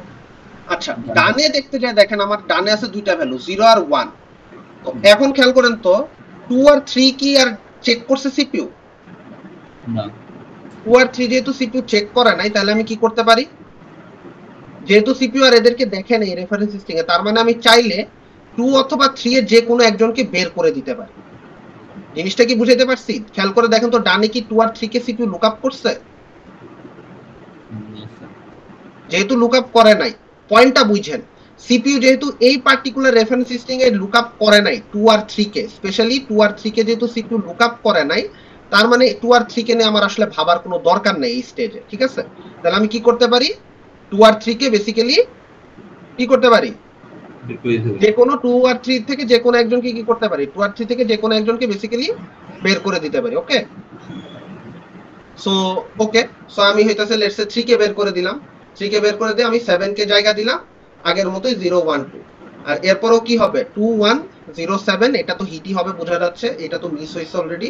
আর এটার ক্ষেত্রে এটা হিটই হবে, কারণ 2 1 0 7। এই অ্যালগরিদমের সিমুলেশনটা কি বোঝা গেছে কিনা আমাকে একটু বলেন। জি স্যার কারো কোনো কনফিউশন থাকলে বলেন। কারো কোনো কনফিউশন থাকলে একটু বলেন যে এটা কিভাবে কাজ করতেছে স্যার, বুঝি নেই, বা অন্য কোনো এক্সাম্পল দিয়ে বুঝাবো কিনা। সো যদি কোনোটা খুঁজে না পাওয়া যায়, ডান পাশে যদি কাউকে খুঁজে না পাওয়া যায়, তার মধ্যে থেকে আপনি যে কোনো একটাকে রিপ্লেস করতে পারেন। সো আইদার আপনি 2 কেও রিপ্লেস করতে পারতেন এই দিক থেকে, অথবা 3 কেও রিপ্লেস করতে পারতেন। সো এই ছিল আপনার বেসিক্যালি অপটিমালের একটা এক্সাম্পল। এইটা কি ক্লিয়ার যে অপটিমাল কিভাবে কাজ করে? অপটিমালে তাহলে আমরা কি করব, সবচেয়ে ডানের ভিতরে যাকে সবার পরে খোঁজা হয়েছে তাকে দিয়ে আমি রিপ্লেস করে দিব। এটা হচ্ছে অপটিমালের ক্ষেত্রে মেইন মোটিভেশন। সো এখান থেকে যদি আপনি বেসিক্যালি আগের মতো করে হিট আর ফল্টের ক্যালকুলেশন করেন, তাহলে আপনি হইতাছে ভ্যালুগুলো পাবেন। সো এখানে হিট হয়েছে কয়টা, একটা দুইটা তিনটা চারটা পাঁচটা ছয়টা সাতটা আটটা নয়টা 10টা 11টা 12টা 13টা। সো হিট হয়েছে 13টা, মিস হবে অবশ্যই 7টা, কারণ 20টা আছে। গুনছি কি ঠিকঠাক? স্যার 14টা কিন্তু আচ্ছা লাস্টেরটা 14টা হিট হয়েছে, হ্যাঁ সরি, 14টা হিট হয়েছে আর মিস হয়েছে কয়টা? টোটাল রেফারেন্স স্ট্রিং হচ্ছে 20টা। সো 20 - 14 হচ্ছে আপনার 6টা হচ্ছে পেজ ফল্ট, ঠিক আছে? সো আগের মতোই আমরা হইতেছে হিট রেশিওটা ক্যালকুলেট করি। হিট রেশিওটা ক্যালকুলেট করার জন্য বেসিক্যালি হচ্ছে 14 ইন্টু 100 ডিভাইডেড বাই কত, 20। এটা হচ্ছে হিট রেশিও, ঠিক আছে? আমার হাতের লেখা একটু সুন্দর, না বুঝলে বললেন। আর ফল্ট রেশিওটা কত? পেজ ফল্ট রেশিও হচ্ছে বেসিক্যালি 6 গুণ 100 ডিভাইডেড বাই 20, ঠিক আছে? জাস্ট আগের ফর্মুলাটাই। সো তিনটা ক্ষেত্রেই আগের একটা ফর্মুলা দিয়েই হইতেছে বেসিক্যালি আমরা তিনটা অ্যালগরিদমের মানে বেসিক্যালি আমাদের এই ফর্মুলাগুলো সবগুলা অ্যালগরিদমের পেজ ফল্ট আর পেজ হিট বের করতে কাজে লাগবে। ফিফো একটা দেখলাম, ফিফোটা তো ক্লাসেই দেখছি। এলআরইউ একটা দেখলাম আজকে, আর অপটিমাল একটা দেখলাম, ঠিক আছে? এই হচ্ছে আমাদের তিনটা ইয়ে। এখান থেকে বেসিক্যালি এই টাইপের কোশ্চেনই আসে। আরেক ধরনের কোশ্চেন হয় মানে এই অ্যালগরিদমের সিমুলেশন প্লাস, মানে এটা তো মানে একটা সিমুলেশন বেসিক্যালি, দেন হইতেছে ম্যাথ ভ্যালু ক্যালকুলেশন। এটা ছাড়া আরেকটা জিনিস আসে, সেটা হচ্ছে যে কোন অ্যালগরিদমটা বেটার বিটুইন দিস থ্রি, এটা হচ্ছে সামটাইমস বের করতে বলে। এটা বের করার জন্য আপনাকে যেটা করতে হবে যে বেসিক্যালি আপনার পেজ ফল্টের যে রেশিও, ঠিক আছে, পেজ ফল্টের যে রেশিও, এইটার সবচেয়ে কম কোন অ্যালগরিদম আসছে তিনটার ভিতরে, সেটা আপনাকে বের করতে হইতে পারে। যে তিনটা অ্যালগরিদম দিয়ে ধরেন একটা সিমুলেশন দিল, দিয়া বললো যে এই তিনটার মধ্যে সবচেয়ে আপনি হয়তো আইডেন্টিফাই করলেন যে এইখানে পেজ ফল্ট রেশিও এখানে সবচেয়ে কম। সো এই জিনিসটা হইতেছে একটা ওয়ে। আরেকটা ওয়ে কি হতে পারে, কোন অ্যালগরিদমের পেজ হিট রেশিও সবচেয়ে বেশি। সো এটা বুঝাই যাচ্ছে যে যেটার হিট রেশিও বেশি হবে সেটাই সবচেয়ে বেস্ট অ্যালগরিদম হবে, মানে compare to this three. So এই ধরনের কোশ্চেন গুলো বেসিক্যালি করে। আর আরেকটা ইনফরমেশন দেই যে অপটিমাল মানে কিন্তু this is not the best algorithm, ঠিক আছে? অপটিমাল মানে কিন্তু এটা না যে এটা সবচেয়ে ভালো। কিছু কিছু ক্ষেত্রে কিন্তু অপটিমাল সবসময় ভালো পারফর্ম করে না। সো মানে এটা 100% নিয়ে বোঝা যায় না যে এটাই সবচেয়ে ভালো অ্যালগরিদম অর সামথিং, হ্যাঁ? So keep that in mind. So that's the whole discussion of it. So এই পর্যন্ত একটা ডিসকাশন পার্ট থাকলো। আমি হচ্ছে এখন আপনাদের সাথে আহ, আরেকটা জিনিস একটু ডিসকাস করব। আহ, আচ্ছা, আপনাদের ওকে, সো আমি আগে এটা একটু পড়াইনি, প্রোটেকশনটা পড়াইনি। আজকের ক্লাসটা হয়তো একটু লেংদি হইতে পারে। আমি ট্রাই করবো আপনাদেরকে মেমোরির উপর একটা ম্যাথ দেখাই দিতে, সো দ্যাট আপনাদের মানে যে কটা ম্যাথ এখন পর্যন্ত দেখাইছি এটা সহ আরেকটা ইয়ে দেখাইতে। Anyway, so before going that, so আমরা এখন যে স্লাইডটা পড়বো সেটা হচ্ছে প্রোটেকশন। এটা প্রবাবলি আপনারা স্লাইডে সরি ল্যাবে পড়ছেন already. So I will just go through this slide. So প্রোটেকশনের গোলটা কি, কারো কোনো আইডিয়া আছে? ল্যাবে যেহেতু পড়ছি, মানে প্রোটেকশনের মোটিভেশনটা কি, কেউ একটু আমাকে শর্টে বলতে পারবেন? মানে ল্যাবে তো মনে হয় প্রোটেকশনের স্লাইডটা পড়াইছে, আমি তো দেখছিলাম স্যার দিছেন শেয়ার। কারো মনে নেই? আচ্ছা ফাইন, নো প্রবলেম। সো প্রোটেকশনের মেইন মোটিভেশনটা হইতেছে যে দেখেন আপনার এখানে লেখা আছে operating system consist of a collection of object. So hardware আর সফটওয়্যার, মানে কালেকশন অফ অবজেক্ট বলতে বেসিক্যালি যেটা বোঝাচ্ছে, আমি যদি স্লাইডগুলো একটু নিয়ে যাই, that might be a helpful thing for all of us. আমরা তো এটা আজকে পুরাটা কভার করব না, পার্শিয়ালি কভার করব ইনশাআল্লাহ। So just a minute. Okay, ওকে,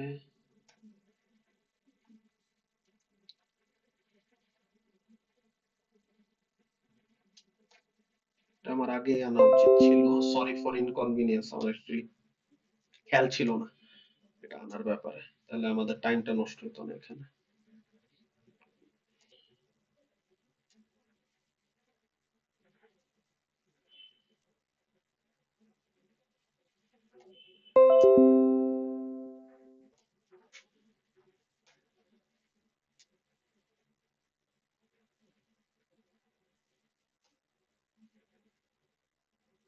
ও বাবা, তো বড় হয়েছে গল্পটা।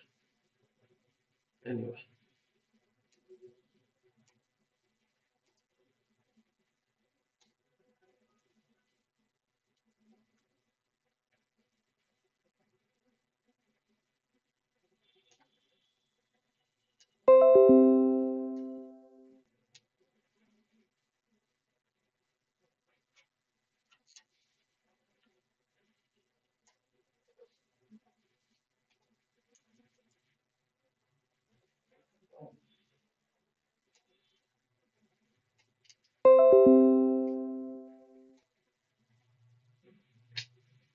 আচ্ছা, এই পর্যন্ত আগে পড়াইনি, দেন আমি লাগলে পরে ইয়ে থেকে পড়াবো। আচ্ছা, সো প্রোটেকশনের মেইন মোটিভেশনটা হইতেছে যে বেসিক্যালি আপনাদের operating system is a consist of collection of object. So object বলতে আসলে কাকে বোঝাচ্ছে?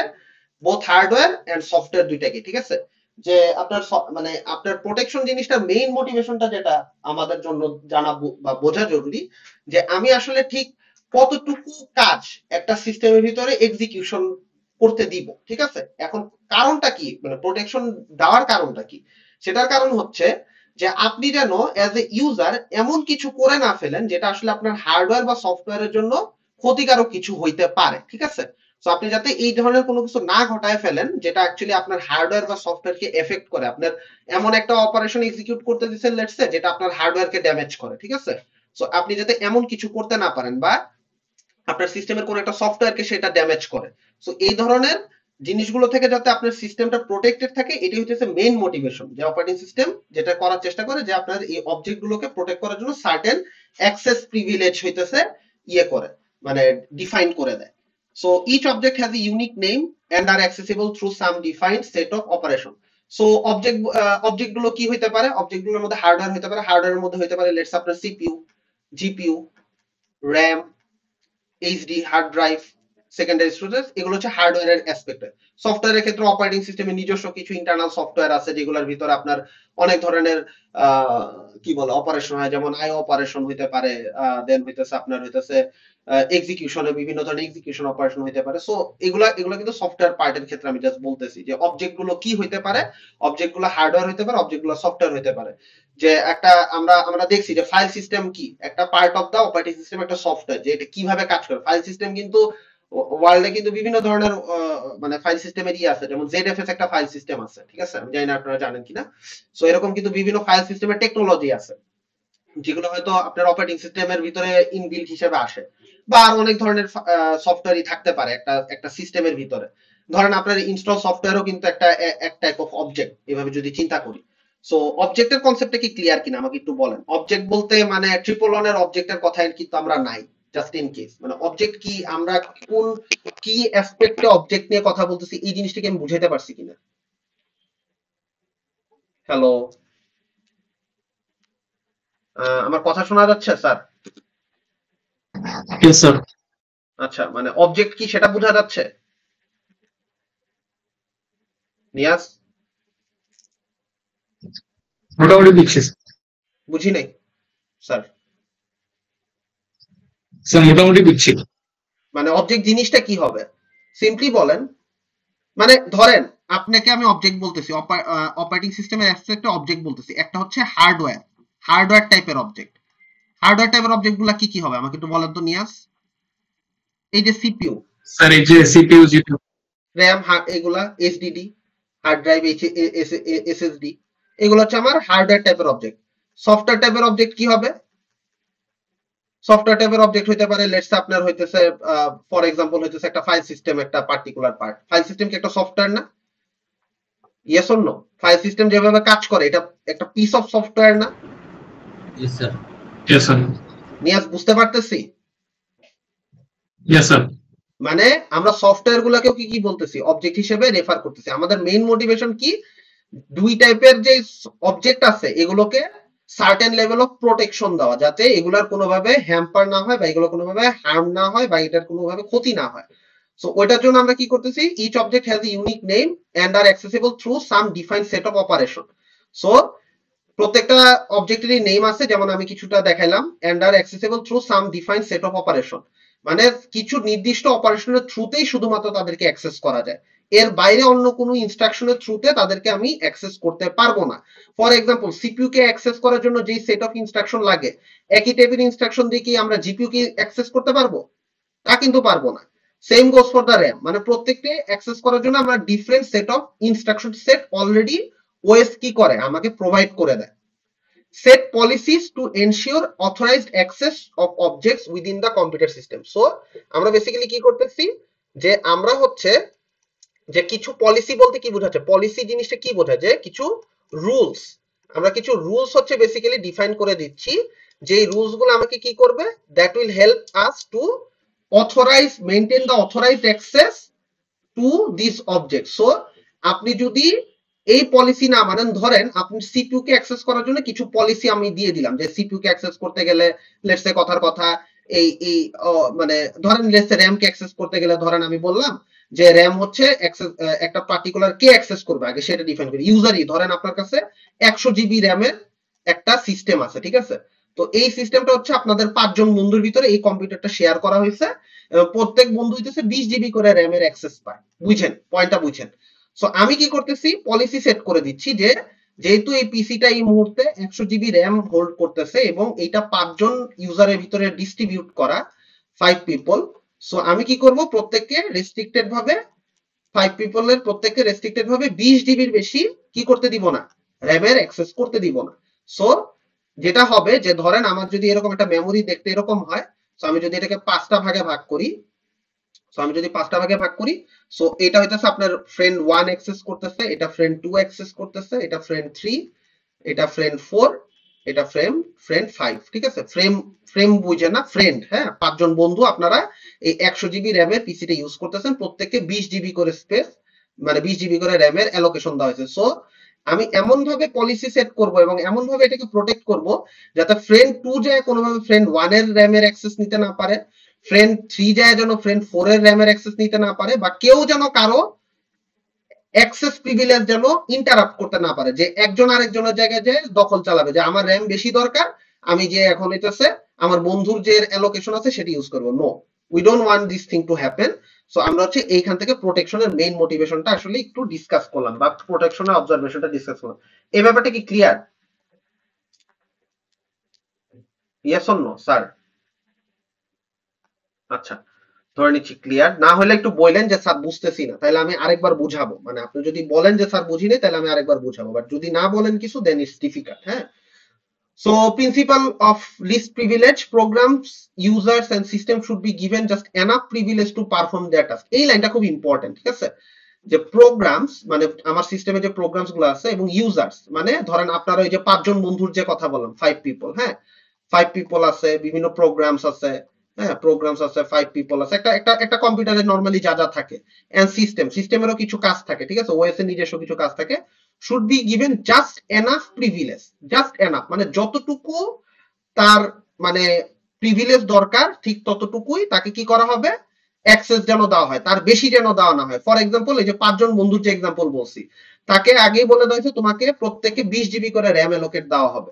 সো এখন তাকে এর বাইরে অন্য কোনো প্রকারে অ্যাক্সেস দেওয়া হবে না, তাকে 20 জিবি জায়গায় কোনোভাবে 21 জিবিও দেওয়া হবে না। সো জাস্ট এনাফ, তোমার যতটুকু দরকার আমি তোমাকে ততটুকু দিব, এর বাইরে কিচ্ছু দিব না। So a component's failure or a compromise cause the least amount of damage.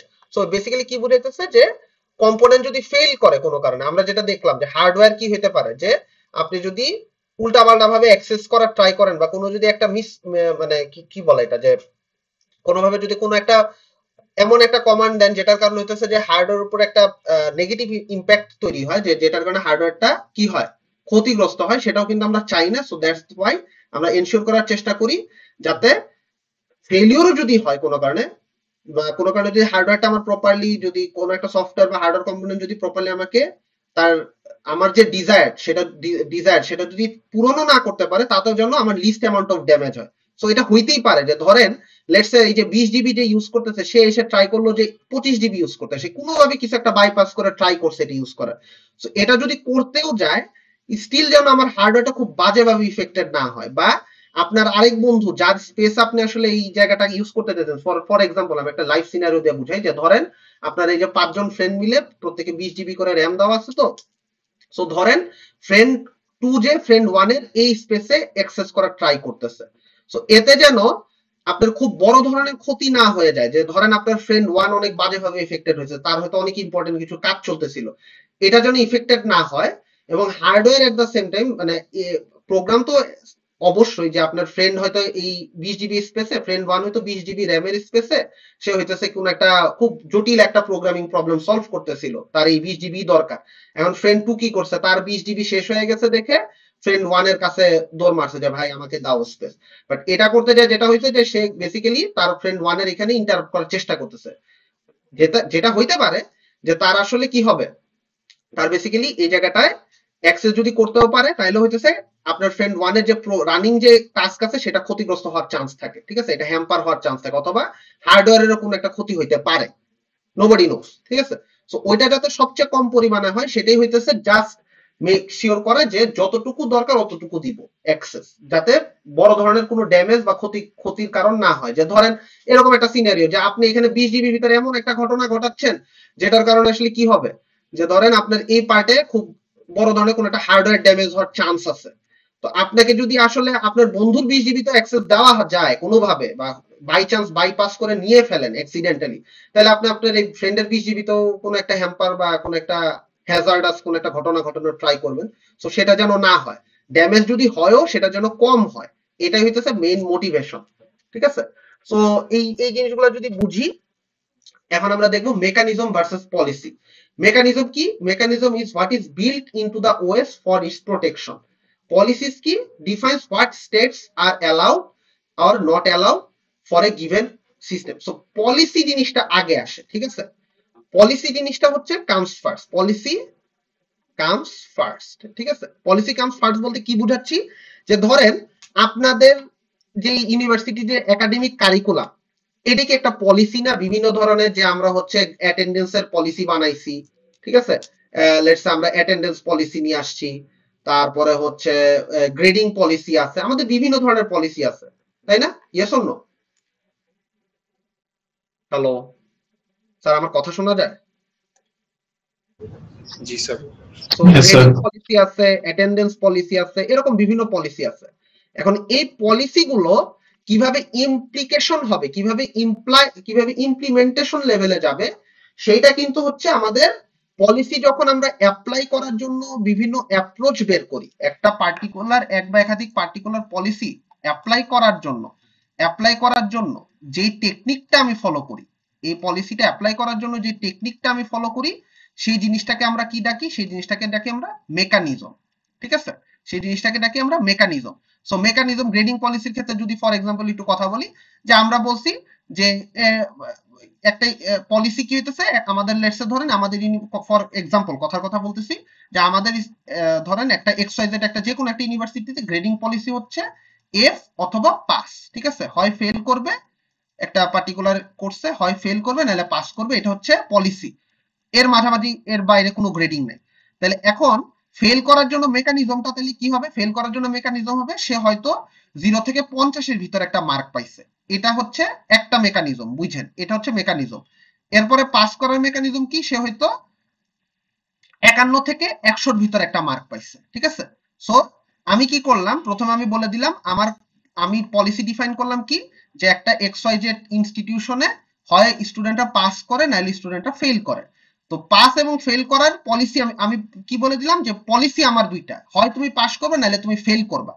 এখন এই পাস করবা না ফেল করবা এটা ডিসাইড করার জন্য যে টেকনিকটা আমি ফলো করতেছি সেটাকে আমরা ডাকতেছি মেকানিজম। সো এই ক্ষেত্রে আমার টেকনিকটা কি?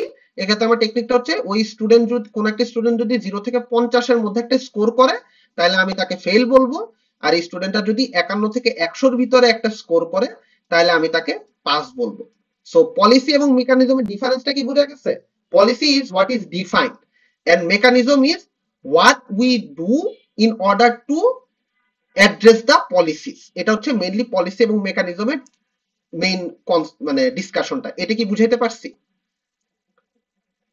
সো পলিসিতে আমরা বেসিক্যালি বলে দিব যে অপারেটিং সিস্টেমকে ঠিক কিভাবে প্রোটেকশন দেওয়া হবে। এবার অপারেটিং সিস্টেমের কনটেক্সটে যদি বলি, পলিসিতে ঠিক বলে দেওয়া হবে যে অপারেটিং সিস্টেমকে ঠিক কি অ্যাসপেক্টে প্রোটেকশন দেওয়া হবে, আর মেকানিজম হচ্ছে সেই টেকনিক গুলো যেগুলো ফলো করে আমরা হচ্ছে পলিসিকে কি করব, বাস্তবায়ন করব বা ইমপ্লিমেন্ট করব। সো এই হচ্ছে আমাদের পলিসি এবং মেকানিজমের মেইনলি ডিসকাশন। যদি না বুঝেন একটু থামায় answer. So domain of protection, এখানে কি হয়েছে, Rings of protection separate functions into domain and order them hierarchically. So আমাদের হচ্ছে বেসিক্যালি মানে রিংস অফ প্রোটেকশন থাকে, যে এইখানে হইতেছে বিভিন্ন স্টেজের প্রোটেকশন লেভেল থাকে, যে প্রোটেকশন লেভেল 1 2 3, মানে একটা rings of protection separate functions into domains and order them hierarchically. So এটাতে এই রিংটাতে আমি আসলে বেসিক্যালি কি বুঝাচ্ছি আমি যদি একটু বুঝাই। সো ধরেন এইরকম একটা রিং আছে, এখানে একটা আছে, এখানে একটা আছে, আমি যদি এটাকে just a minute, okay. So এরকম একটা রিং এর মতো কনসেপ্ট লেটস আমি যদি চিন্তা করতে চাই, সো বেসিক্যালি কি হচ্ছে দেখেন, এই রিং এ যারা আছে তারা হচ্ছে এই ডোমেইনটাকে হোল্ড করে, ঠিক আছে। এই রিং এ হইতেছে কিছু ফাংশন আছে আমার, হ্যাঁ। সো এই ফাংশন গুলোর লেটস ধরেন যে যারা নর্মাল ইউজার বা যে কোনো ইউজার এসে কি করতে পারে, যে কোনো ইউজার এসে এই ফাংশন গুলো ইউজ করতে পারে। লেটস সে এই ফাংশন গুলোর মধ্যে হচ্ছে কম্পিউটার টার্ন অন করার জন্য যা যা ফাংশনালিটি লাগে এই রিং এর ভিতরে, এই বা এই ডোমেইনের ভিতর এক একটা রিং এর সার্কেল হচ্ছে এক একটা ডোমেইন, ঠিক আছে। এটাকে আমি ডোমেইন D1 বললাম, এটাকে আমি ডোমেইন D2 বললাম, এটাকে আমি ডোমেইন D3 বললাম, আর এই লাস্টের ডোমেইনটাকে বললাম আমি D4, ঠিক আছে। সো একটা ইউজার যখন মানে যে কোনো ইউজারকে আমি সিস্টেমটা এমন ভাবে ডিজাইন করছি যে কোনো ইউজার এসে সবার আগে কি করতে পারে, আমার D1 এ অ্যাক্সেস করতে পারে, যেটা সবচেয়ে আউটার লেয়ারটা। আউটার লেয়ার অ্যাক্সেস করে সে কি করতে পারে, এমন ফাংশনগুলো ইউজ করতে পারে যেটা সবার জন্য কেমন, let's say PC turn on, ঠিক আছে। এরকম একটা ফাংশন হয়তো আমার লেখা আছে ওএস এ, পিসি টার্ন অফ, এই জিনিসটা সে কি করতে পারে, এক্সিকিউট করতে পারে। তারপরে কি আছে, সেকেন্ড আরেকটা লেয়ার আছে, সেটা হচ্ছে D2 লেয়ার। D2 লেয়ার হচ্ছে একটু অ্যাডভান্স লেয়ার। এখানে হয়তো সে হয়তো কোনো একটা পার্টিকুলার লেটস একটা পার্টিকুলার প্রোগ্রামের কাজ করতে পারে। এইটা আবার হয়তো এই D2 লেয়ারে হয়তো সব ইউজারকে অ্যাক্সেস দেওয়া হয় নাই। এরপরে সিমিলারলি হইতেছে D3 লেয়ার। D3 লেয়ারে হয়তো সব ইউজারকে কি করা হয় নাই, অ্যাক্সেস দেওয়া হয় নাই, কিছু কিছু ইউজারকে অ্যাক্সেস দেওয়া হয়েছে। আর লাস্টলি আরেকটা লেয়ার কি আছে, D4 লেয়ার। এই লেয়ারে একমাত্র খুব হাই প্রিভিলেজ যারা, এইচপি হাই প্রিভিলেজ যারা, তাদেরকে হইতেছে বেসিক্যালি অ্যাক্সেস দেওয়া হয়েছে, ঠিক আছে। সো দেখেন এখানে এটাই বলছে যে Rings of protection separate functions into domain. So এক একটা রিংকে এক একটা ডোমেইন হিসেবে আইডেন্টিফাই করছে এবং প্রত্যেকটা ডোমেইনে আলাদা আলাদা ফাংশনস আছে এন্ড অর্ডার देम হায়ারার্কিক্যালি। সো দেখেন আমাদের কিন্তু আসলে একটা হায়ারার্কি মেইনটেইন হয়েছে যে ডোমেইন 1 একটা হায়ারার্কিতে আছে, ডোমেইন 2 একটা হায়ারার্কিতে আছে, ডোমেইন 3 একটা হায়ারার্কিতে আছে, ডোমেইন 4 একটা হায়ারার্কিতে আছে। সো ডোমেইনের হায়ারার্কিটা আমরা মেইনটেইন করতেছি। So computer can be treated as a process and objects. So hardware objects such as software objects, আমি এগুলো বলছি। সফটওয়্যার অবজেক্টের মধ্যে যে যেগুলো আছে যে সাচ এজ ফাইল সিস্টেম নিয়ে একটু আগে আমি কথা বলতেছিলাম, program, semaphore etcetera. Process, for example, should only have access to objects it currently requires complete its task, the need to know principle. So এই লাইনটা খুব ইম্পর্টেন্ট, ঠিক আছে। এই লাইনটা খুব ইম্পর্টেন্ট যে process, just a minute. So process for example কি বলতেছে, process for example should only have access to objects it currently requires to complete its task. So কি বলতে চাচ্ছে, এটার মানেটা কি কেউ একটু আমাকে বলতে পারবেন, জাস্ট একটু ট্রাই করতে পারবেন? এনিওয়ান একটু ট্রাই করে দেখেন, মানে এটা কি বলতেছে। একটা প্রসেস রান হওয়ার জন্য যে সফটওয়্যার বা হার্ডওয়্যার লাগবে শুধু ওগুলাকে হচ্ছে অ্যাক্সেস করতে পারবে। Exactly, excellent. সো প্রসেস যতটুকু তার দরকার, অবজেক্ট দুই ধরনের হইতে পারে, by this time we already know. Object হচ্ছে একটা হার্ডওয়্যার হইতে পারে, এই যে এখানে লেখা হার্ডওয়্যার, অথবা একটা সফটওয়্যার হইতে পারে। সো একটা পার্টিকুলার প্রসেসের ঠিক যতটুকু দরকার ততটুকুই হইতেছে তাকে অ্যালোকেট করা হবে, হার্ডওয়্যার বোথ সফটওয়্যার। সো এটা একটু অনেকটা চিন্তা করতে পারেন, এটা আপনাদের রিয়েল লাইফ একটা এক্সাম্পলের সাথে আমি যদি সিমিলারিটি খোঁজার চেষ্টা করি, যে ধরেন অপারেটিং সিস্টেম বইটা অনেক বড়, এন্ড এত বড় বইয়ে সবকিছু তো আর আপনাকে আমার পক্ষে জানানো সম্ভব না এই ছোট সেমিস্টারের ভিতরে, তাই না? তো আমরা যেই জিনিসগুলো জানাই, যে যতটুকু না জানলে না, যে একটা স্টুডেন্ট অপারেটিং সিস্টেম কোর্সটা করা আছে, সে যতটুকু একদমই মিনিমাম না জানলে না, আমরা চেষ্টা করি সেই জিনিসটা আপনাদেরকে মেক শিওর করা যে আপনারা ওই জিনিসটুকু জানেন, যে নিড টু নো, যে তোমার যতটুকু জানা দরকার ফাইনাল পরীক্ষা অ্যাটেন্ড করার জন্য আমি তোমাকে ততটুকু পড়াবো, এর বাইরে যে আমি তোমাকে বেশি কিছু বা আপনাকে বেশি কিছু পড়াবো না।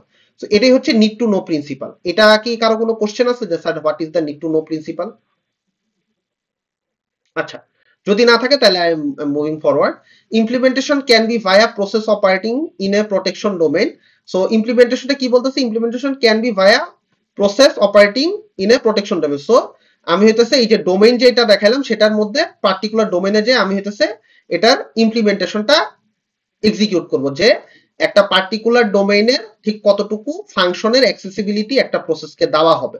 জিনিসটা আরেকবার বলি, একটা পার্টিকুলার ডোমেইনে ধরেন এই ডোমেইনটার মধ্যে ঠিক কতটুকু অ্যাক্সেসিবিলিটি একটা পার্টিকুলার প্রসেসকে দেওয়া হবে। সো এই জিনিসটার কিছু পয়েন্টস আছে, specify resource process may access. So already প্রসেসকে কিছু রিসোর্স স্পেসিফাই করে দেওয়া হবে যে এই রিসোর্সগুলো তুমি অ্যাক্সেস করতে পারো। Each domain specifies set of objects and types of operation on them ability to execute an operation on an object is an access right. So এই পয়েন্টটাকে আসলে এক্সপ্লেইন করার জন্য এই জিনিসটা সবচেয়ে সুন্দর। সো আমার হচ্ছে অবজেক্টের নেম আছে। সো ধরেন অবজেক্টের নেম হচ্ছে ধরেন লেটস সে ফাইল, আর রাইটের একটা সেট, রাইট সেট মানে কি, যে আমি কি করতে পারবো এই ফাইলটার মধ্যে, সেটা হচ্ছে আমার access right. So it's like a tuple. So একটা ফাইল আছে, একটা ইউজার সে কি করতে পারবে ওই ফাইলটার মধ্যে, আইদার সে রিড করতে পারবে, অথবা সে রিড রাইট দুইটাই করতে পারবে, অথবা সে রিড রাইট এক্সিকিউট সবই করতে পারবে, ঠিক আছে। সো বেসিক্যালি আমাকে যখন একটা এই ধরনের রিপ্রেজেন্টেশন দেওয়া হয়, তখন আমি সেটা দেখে কি বুঝি, যে আমি বেসিক্যালি কি করতে পারবো ফাইলটার মধ্যে। সো ধরেন আমার এখানে ধরেন লেটস সে আমি যদি র্যামের কথা ধরি, র্যাম কি আমার একটা হার্ডওয়্যার, এটা তো একটা সফটওয়্যার অবজেক্টের কথা চিন্তা করলাম। ধরেন আমাকে র্যামের কথাই চিন্তা করেন, র্যামের ভিতরে আমি কি করতে পারি, র্যামের থেকে কোনো একটা ডাটা রিড করতে পারি, কোন একটা ডাটা চাইলে রাইট করতেও পারি, নাও করতে পারি। সো ধরেন এই কন্ডিশনে আমাকে একটা প্রসেস P1 কে জাস্ট একটা র্যাম থেকে ডাটা রিড করার অপশন দেওয়া হয়েছে, আবার P2 নামে একটা প্রসেস ছিল, তাকে কি করা হয়েছে, র্যাম থেকে ডেটা রাইট করার শুধু অধিকার দেওয়া হয়েছে, যে তুমি শুধুমাত্র ডেটা রাইট করতে পারবে। আরেকটা প্রসেস আসছে লেটস ধরেন P4 কে কি করা হয়েছে, র্যামের ভিতরে রিড এন্ড রাইট দুইটাই করতে দেওয়া হয়েছে, ঠিক আছে। তো আপনারা অলরেডি হয়তো বুঝতে পারতেছেন যে কিভাবে আসলে প্রত্যেকটা প্রসেস ওয়াইজ জিনিসগুলো আসলে ইয়ে করা হয়, যে তার যতটুকু দরকার, হয়তো প্রসেস 4 এর দুইটা কাজই করা দরকার, রিড এবং রাইট দুইটাই করা দরকার, need to know principal wise তাকে দুইটা অ্যাক্সেসই দেওয়া হয়েছে। প্রসেস 2 এর ক্ষেত্রে হয়তো শুধু রাইট করা দরকার, তাকে রাইট করতে দেওয়া হয়েছে। প্রসেস 1 এর ক্ষেত্রে শুধু রিড করার প্রয়োজন, তাকে শুধু রিড করতে দেওয়া হয়েছে। সো এই যে দেখেন ডোমেইনস মে শেয়ার অ্যাক্সেস রাইটস, আমরা সামনে যখন আরেকটু দেখবো আরো ক্লিয়ার হবে জিনিসগুলো কি বোঝাচ্ছে। Association can be static or dynamic. So static or dynamic association দিয়ে কি বোঝাচ্ছে, কারো কোনো আইডিয়া আছে? এনিওয়ান? হ্যালো, ল্যাবে এটা পড়ায় নাই আপনাদের?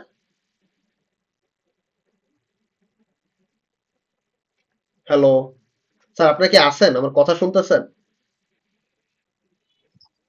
শুনতেছি স্যার। স্যার আছি স্যার। মানে ল্যাবে এই জিনিসটা কি কভার করছিল, মানে আপনাদের কি একদমই মনে নেই নাকি? আপনাদের তো আজকে অ্যাসাইনমেন্ট সাবমিশনও ছিল মানে এটার উপরে, একটু একটু ইয়ে করেন, যে মানে কি মনে হয়, আচ্ছা পারতে হবে না, জাস্ট আমার সাথে একটু শেয়ার করেন যে স্ট্যাটিক অর ডাইনামিক বলতে কি বোঝায়, মানে মানে এই জিনিসটা কি। আচ্ছা আমি বলতেছি। So static or dynamic association বলতে কি বোঝাচ্ছে সেটা যদি একটু ব্যাখ্যা করি। স্ট্যাটিক বোঝাচ্ছে ধরেন যদি if set of resources available to the process is fixed, then fixed throughout the process lifetime,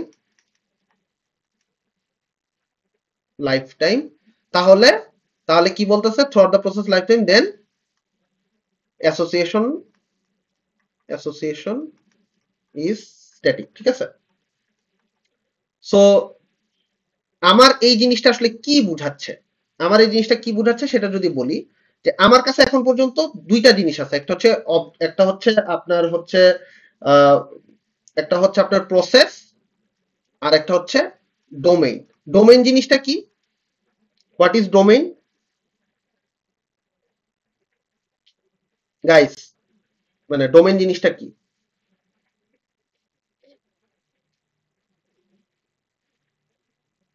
মানে একটু আগেই তো দেখাচ্ছিলাম জিনিসটা, যে এই যে এরকম একটা ডোমেইন আছে, মানে এই ডোমেইনের ভিতর কি কি প্রপার্টি আছে, একটা অবজেক্ট আছে, আর এই অবজেক্টের কোরেসপন্ডিং অ্যাক্সেস রাইট আছে, ঠিক আছে। দুইটা জিনিস আছে একটা ডোমেইনের ইয়েতে, ঠিক আছে। সো এখন আমরা কি বুঝাইতেছি, যে আমরা ডোমেইনটা জানি, যে domain is a collection of objects and access right, ঠিক আছে। এবং আমরা এখানে একটা স্ট্যাটিকে কি বলছি, if set of resources available to the process is fixed throughout the process lifetime, মানে প্রসেসটা যতক্ষণ পর্যন্ত এই রিসোর্সটা অ্যাক্সেস করতেছে, দেন এই অ্যাসোসিয়েশনটা স্ট্যাটিক, মানে আমার কোনোভাবে রিসোর্সের কম বেশি চেঞ্জ হবে না, কোনো চেঞ্জই হবে না। তাহলে আমাকে বলেন তো ডাইনামিক অ্যাসোসিয়েশনটার ক্ষেত্রে কি হবে, একটু ট্রাই করেন তো। একটা অ্যাসোসিয়েশন যদি ডাইনামিক হয়, আমাকে কি একটু গেস করে বলতে পারবেন যে if the association is dynamic, then what will be the different here? আচ্ছা, সো বেসিক্যালি ডাইনামিক যদি হয় তাহলে হ্যাঁ বুঝি নাই স্যার রিসোর্সেস গুলো ডাইনামিকলি অ্যালোকেট করা যাবে। এক্স্যাক্টলি। সো আমরা বেসিক্যালি চাইলে যখন আমরা ডাইনামিক অ্যাসোসিয়েশনের কথা বলবো তখন আমরা বুঝবো যে একটা প্রসেসকে সে যেই ডোমেইন এক্সিকিউট করতেছে, প্রসেসটা একটা ডোমেইন এক্সিকিউট করতেছে, তাই না? সো ডোমেইন এক্সিকিউট করতে করতে ধরেন লেটস সে আমি একটা সিচুয়েশন দিয়ে বুঝাই, ধরেন ও এমন একটা প্রসেস 1 একটা ডোমেইন অ্যাক্সেস করতেছে হার্ডওয়্যার লেভেলে র‍্যাম, হ্যাঁ র‍্যাম ইউজ করতেছে, র‍্যামের ভিতরে সে কি করতেছে রিড এন্ড রাইট করতেছে, বুঝছেন, রিড এন্ড রাইট করতেছে। এখন কোন কারণে এই প্রসেসের দরকার হইতে পারে না যে সে আসলে সিপিইউটা এক্সিকিউট করতে চায়, সিপিইউর অ্যাটেনশন পেতে চায়, তো তখন আমরা তাকে কি করতেছি, তখন আমরা বেসিক্যালি তাকে কি করি, তাকে কি থামাই দিব যে না তোমার ডোমেইনে শুধু র‍্যামের অ্যাক্সেস আছে, তোমাকে আমি সিপিইউর অ্যাক্সেস দিব না, না, we don't do that.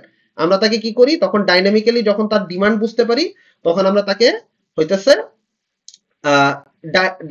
Dynamic অ্যালোকেশনটা provide করি, তো তখন আমরা তাকে সিপিইউর যে অ্যাটেনশনটা সিপিইউতে এক্সিকিউশন করার একটা ক্যাপাসিটি হইতেছে তাকে আমরা প্রোভাইড করি। এই জিনিসটা কি বোঝা গেছে? হ্যালো, সো দেখেন এখানে একটা লাইন লেখা আছে, if dynamic processes can domain switch, এই লাইনটা বেসিক্যালি এক্সপ্লেইন করে। সো আপনি ছিলেন ডোমেইন র‍্যামের ডোমেইনে ছিলেন, দেন আপনি কি করতেছেন, সিপিইউর যে ডোমেইন আছে, মানে এইখানে যে আরেকটা ডোমেইন আছে, এটা তো ডোমেইন D1 লিখলাম এই র‍্যামের ডোমেইনটাকে, আপনি কি করতেছেন বেসিক্যালি সিপিইউর ডোমেইনে সুইচ করতেছেন, ঠিক আছে? সো এই জিনিসটাই বলছে if dynamic processes can domain switch, so এই জিনিসটাই বেসিক্যালি বোঝানো হয়েছে এখানে। সো এটুকু যদি বুঝে থাকি তাহলে আমরা এই জিনিসটা দেখি। So need to know principal domain structure জিনিসটা আরেকবার আসছে, কি বলছে, processes should only be allowed to access resources which are necessary for completing task, মানে একটা পার্টিকুলার প্রসেস তার অপারেশন সাকসেসফুল করার জন্য ঠিক যতটুকু অ্যাক্সেস তাকে দেওয়া প্রয়োজন রিসোর্সে, তাকে ঠিক যতটুকু রিসোর্সে অ্যাক্সেস দেওয়া প্রয়োজন তাকে আমি ততটুকুই দিব, তার বেশি তাকে একটা ফটো বেশি রিসোর্সের অ্যাক্সেস দিব না। ধরেন একটা প্রসেসের তার অপারেশন পারফর্ম করার জন্য শুধু সিপিইউ আর র‍্যামের প্রয়োজন, তাকে আমি কখনোই নেভার এভার তাকে আমি কখনোই জিপিইউর অ্যাক্সেস দিব না। This is my need to know principal ensure করার ট্রাই করে। দেন ডোমেইন হইতেছে set of access rights. So এই যে দেখেন আমি একটু আগে যেখানে আঁকতেছিলাম, অ্যাক্সেস রাইট হচ্ছে এই যে object name and right set. So এই যে দেখেন অবজেক্ট O3 O1 O2 এগুলো হচ্ছে এক একটা অবজেক্ট, আর এখানে হইতেছে আপনার প্রত্যেকটার জন্য কি দেওয়া আছে, এইখানে এক একটা অ্যাক্সেস রাইট দেওয়া আছে। সো কোনোটাতে রিড রাইট দুইটাই করা যায়, আবার একটাতে এক্সিকিউট করা যায়। সো এই ডায়াগ্রামটা একটু আমি বলবো, প্লিজ এটা একটু বোঝার চেষ্টা করেন আমার সাথে, না বুঝে একটু বললেন। সো আমার সাথে একটু সবাই একটু এই জায়গাটাতে একটু জাস্ট কমিউনিকেট করেন। D1 যে ডোমেইনটা, এটা কি বুঝতে পারতেছে এটা কিভাবে কাজ করতেছে? How D1 working here, domain D1 এখানে কি হচ্ছে আমাকে একটু বলতে পারবেন? জাস্ট একটু কমিউনিকেট করেন, মানে এতক্ষণ যে পড়াইলাম, মানে জাস্ট একটু কমিউনিকেট করেন। স্যার 22 জন আছেন, কেউ যদি একটু কমিউনিকেট না করেন তাহলে কিভাবে হবে? স্বাগত, নাবিদ, এনিওয়ান? হ্যাঁ স্যার একটু বলেন এই জায়গাটাতে কি হয়েছে, একটু বলেন আমাকে, জাস্ট একটু বলেন। ডোমেইন কি জিনিস সেটা বুঝছি, স্বাগত রিপ্লাই দিচ্ছেন নাকি? যে আনমিউট করছিলেন আমার সাথে একটু কথা বলেন, আপনাদের সাথে একটু কথা বলি। আচ্ছা কেউ একজন একটু রেসপন্ড করেন, আমি জাস্ট একটু মানে ক্লাসটা একটু মুভ ফরওয়ার্ড করি। মানে ডোমেইনটা হচ্ছে আসলে ফাইলগুলো হচ্ছে কোনটার মানে রাইট রিড করা যাবে ওগুলার হচ্ছে একটা অ্যাক্সেস থাকে লিস্ট করা। হ্যাঁ একটা ডোমেইনে কি থাকতেছে আমরা যদি সহজভাবে চিন্তা করি, এই যে একটা ডোমেইন, এই ডোমেইনের ভিতরে কি আছে, এই ডোমেইনের ভিতরে বিভিন্ন অবজেক্টের পয়েন্টার আছে, তাই না? বিভিন্ন অবজেক্ট আছে, অবজেক্ট 3 অবজেক্ট 1 অবজেক্ট 2, এন্ড এই অবজেক্টগুলো কি হইতে পারে, আইদার সফটওয়্যার অথবা হার্ডওয়্যার, ইয়েস অর নো? জি স্যার। এখন এই অবজেক্টগুলো এক একটা সফটওয়্যার বা হার্ডওয়্যার হতে পারে। এখন এই অবজেক্টগুলোর ইয়েতে আমি কি করতে পারি, প্রত্যেকটার সাথে কি কি প্রিভিলেজ আছে, অ্যাক্সেস রাইট সেট আছে, সেই জিনিসটা দেওয়া আছে। সো ধরেন অবজেক্ট 3 এর জন্য রিড রাইট আছে, অবজেক্ট 1 এর জন্য রিড রাইট আছে, অবজেক্ট 2 এর জন্য এক্সিকিউট আছে। এইটুকু কি ক্লিয়ার? ডোমেইনটা বুঝতে পারছি? ডোমেইনে কোনো ডাউট আছে কিনা? আচ্ছা, তাহলে যদি ডোমেইন 1 বুঝি তাহলে আমাকে ডোমেইন 2 আর 3 এর মধ্যে এই জায়গাটা একটু বুঝান তো। মানে আমি আপনাদেরকে সাথে ডিসকাস করব, মানে ডিসকাস করে বোঝার চেষ্টা করব যে জিনিসটা কি, আমরা একটা ডিসকাশন করি। সো ডোমেইন 2 তে দেখেন একটা অবজেক্ট আছে, অবজেক্ট 2, তার হইতেছে রাইট অ্যাক্সেস আছে। আর ডোমেইন 3 তে দেখেন অবজেক্ট 1 আর অবজেক্ট 3 আছে, তার হচ্ছে এক্সিকিউট এবং রিড অ্যাক্সেস আছে। মিনওয়াইল এটা একটা কি কমন পার্ট না এই ডোমেইন 2 আর ডোমেইন 3 এর মধ্যে, এই পোরশনটুকু? Yes or no? Yes sir. Yes. এই জায়গাটার ভিতরে দেখেন আরেকটা অবজেক্ট আছে, খেয়াল করেন এই জিনিস, এই জায়গাটার ভিতরে আরেকটা অবজেক্ট আছে, অবজেক্ট 4, সেটা হচ্ছে প্রিন্ট করতে পারতেছে। মানে ধরেন এই অবজেক্ট হচ্ছে একটা প্রিন্টার, হ্যাঁ, অবজেক্ট 4 হচ্ছে একটা প্রিন্টার। সো আপনি যদি চিন্তা করেন যে এইখানে একটা প্রসেস P1 আছে, সে হইতেছে রাইট করতে পারে, এবং এখানে একটা প্রসেস P2, এখানে হইতেছে প্রসেস আরেকটা, ধরেন লেটস আরেকটা প্রসেস আসছে P2, সে হইতেছে ডোমেইন 3 এক্সিকিউট করতেছে, ডোমেইন 2 এক্সিকিউট করতেছে প্রসেস 1, ডোমেইন 3 এক্সিকিউট করতেছে প্রসেস 2। তো দুইজনেরই যখন আসলে কোনো একটা কারণে প্রিন্ট করার দরকার পড়বে, তার মানে কি তারা এই কমন ইয়েটা অ্যাক্সেস করতে পারবে না, কমন প্লেসটা অ্যাক্সেস করতে পারবে না, কমন অবজেক্ট অ্যাক্সেস করে প্রিন্ট অপারেশনটা ঘটাতে পারবে না? Yes or no? Yes sir. বুঝা গেছে যে ডোমেইন জিনিসটা কি? সো এখানে আমরা বেসিক্যালি এই এই এই এই এই জিনিসটা বোঝানোর চেষ্টা করলাম, ঠিক আছে? যে কমনও থাকতে পারে দুইজনের ভিতরে, একটা ডোমেইনে কমন পজিশনও থাকতে পারে, যেখানে কমন অবজেক্ট থাকতে পারে। সো এইরকম একটা লাইভ এক্সাম্পল কেউ একটু চিন্তা করে বলতে পারবেন যে স্যার আমি এরকম একটা এক্সাম্পল ব্র্যাকের ভিতরে দেখছি? কেউ আমাকে একটু বলতে পারবেন? আপনার চোখের সামনেই ছিল, মানে ডোমেইনের এই কন্ডিশনটা দিয়ে একটু কেউ বলতে পারবেন? একদম লাইভ একটা এক্সাম্পল আছে আপনার চোখের সামনে, একটু চিন্তা করেন তো প্রিন্টারের কোন একটা এক্সাম্পল মনে পড়ে কিনা? বলে দিলাম, স্যার যে ক্যাম্পাস প্রিন্টার গুলো। এক্স্যাক্টলি। সো আপনি যদি চিন্তা করেন আপনার ইউনিভার্সিটিতে একটা প্রিন্টার আছে, ঠিক আছে, একটাই প্রিন্টার আছে লেটস সে। এখন আপনি হইতেছে ইউজার 1, আপনার বন্ধু হচ্ছে ইউজার 2, আপনার আরেকটা বন্ধু ইউজার 3, আরেকটা বন্ধু হচ্ছে ইউজার 4। সো সবাই হইতেছে প্রত্যেকে এক একটা কম্পিউটার ইউজ করতেছে, এই প্রত্যেকটা ইউজার হচ্ছে এক একটা কম্পিউটার, হ্যাঁ, ইউজাররা ইউজ করতেছে। এখন আপনি তো আপনার কম্পিউটারে যে কোনো কিছু করতে পারেন, আপনি আপনার কম্পিউটারে অ্যাসাইনমেন্ট করতে পারেন, ধরেন ইউজার 1 হচ্ছে অ্যাসাইনমেন্ট করতেছে, ইউজার 2 হচ্ছে কম্পিউটারে একটা ভিডিও দেখতেছে, ইউজার 3 হচ্ছে একটা কোড লিখতেছে, ইউজার 4 হইতেছে কোন একটা প্রিন্ট করার জন্য বা কিছু একটা করতেছে। সো এখন যখন সবাই মিলে এই প্রিন্টারটা ইউজ করতে আসবে, তখন কি কখনো এমন হইছে যে একজনের প্রিন্টের কারণে আরেকজনের প্রিন্টের ইনফরমেশন হারাই গেছে? এই ব্যাপারটা কি কখনো হইছে?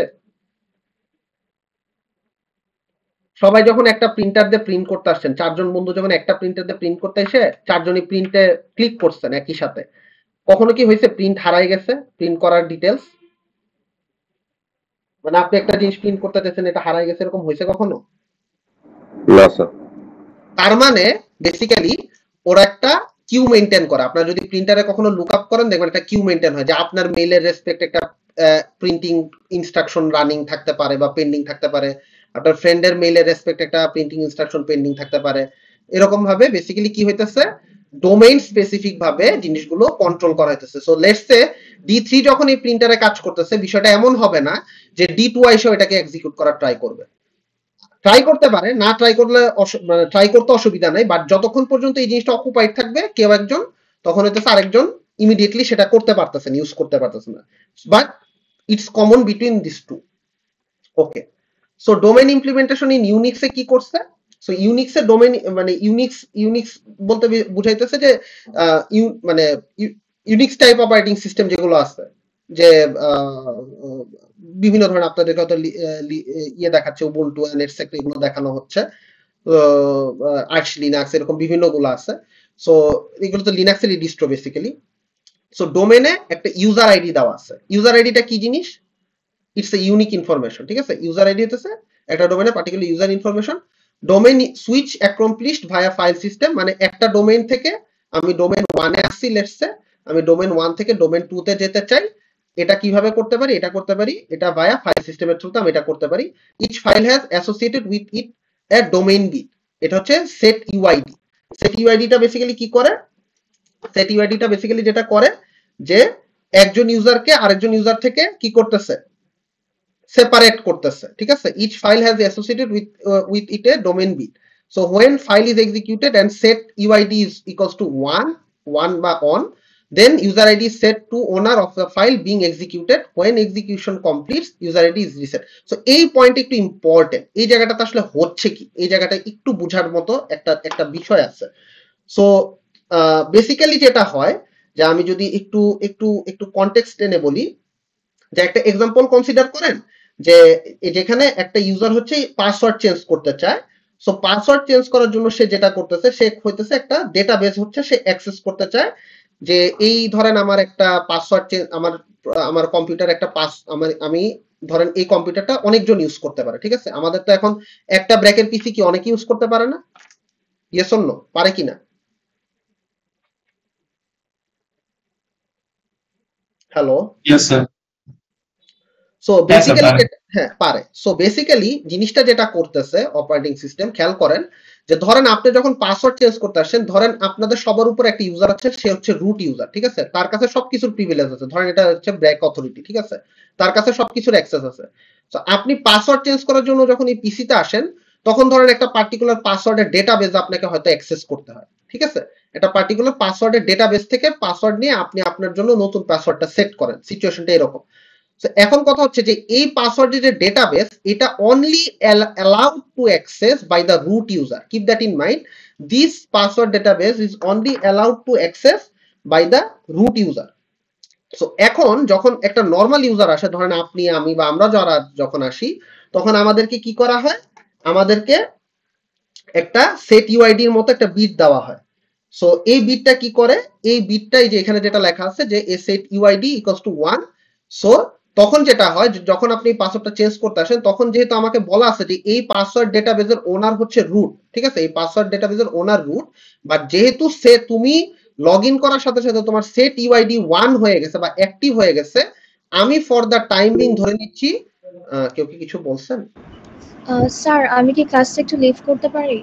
ও হ্যাঁ, sure, thank you, no problem. আচ্ছা, সো সে যেটা বোঝাচ্ছে যে আমি যখন নাকি এই ওনার যখন নাকি বেসিক্যালি রুট ইউজার, যেহেতু এই পাসওয়ার্ড ডেটাবেসের ওনার, সো এখানে আমি কি করতে চাচ্ছি? এখানে আমি বেসিক্যালি যেটা করতে চাচ্ছি যে আমি এই পার্টিকুলার যে ডেটাবেসের যে ইনফরমেশনটা আছে, সেটার আপাতত আমি ওনার হিসেবে অ্যাক্ট করতে চাচ্ছি। এই ব্যাপারটা কি বোঝা গেছে আমি যে লাইনটা বলছি? হ্যালো,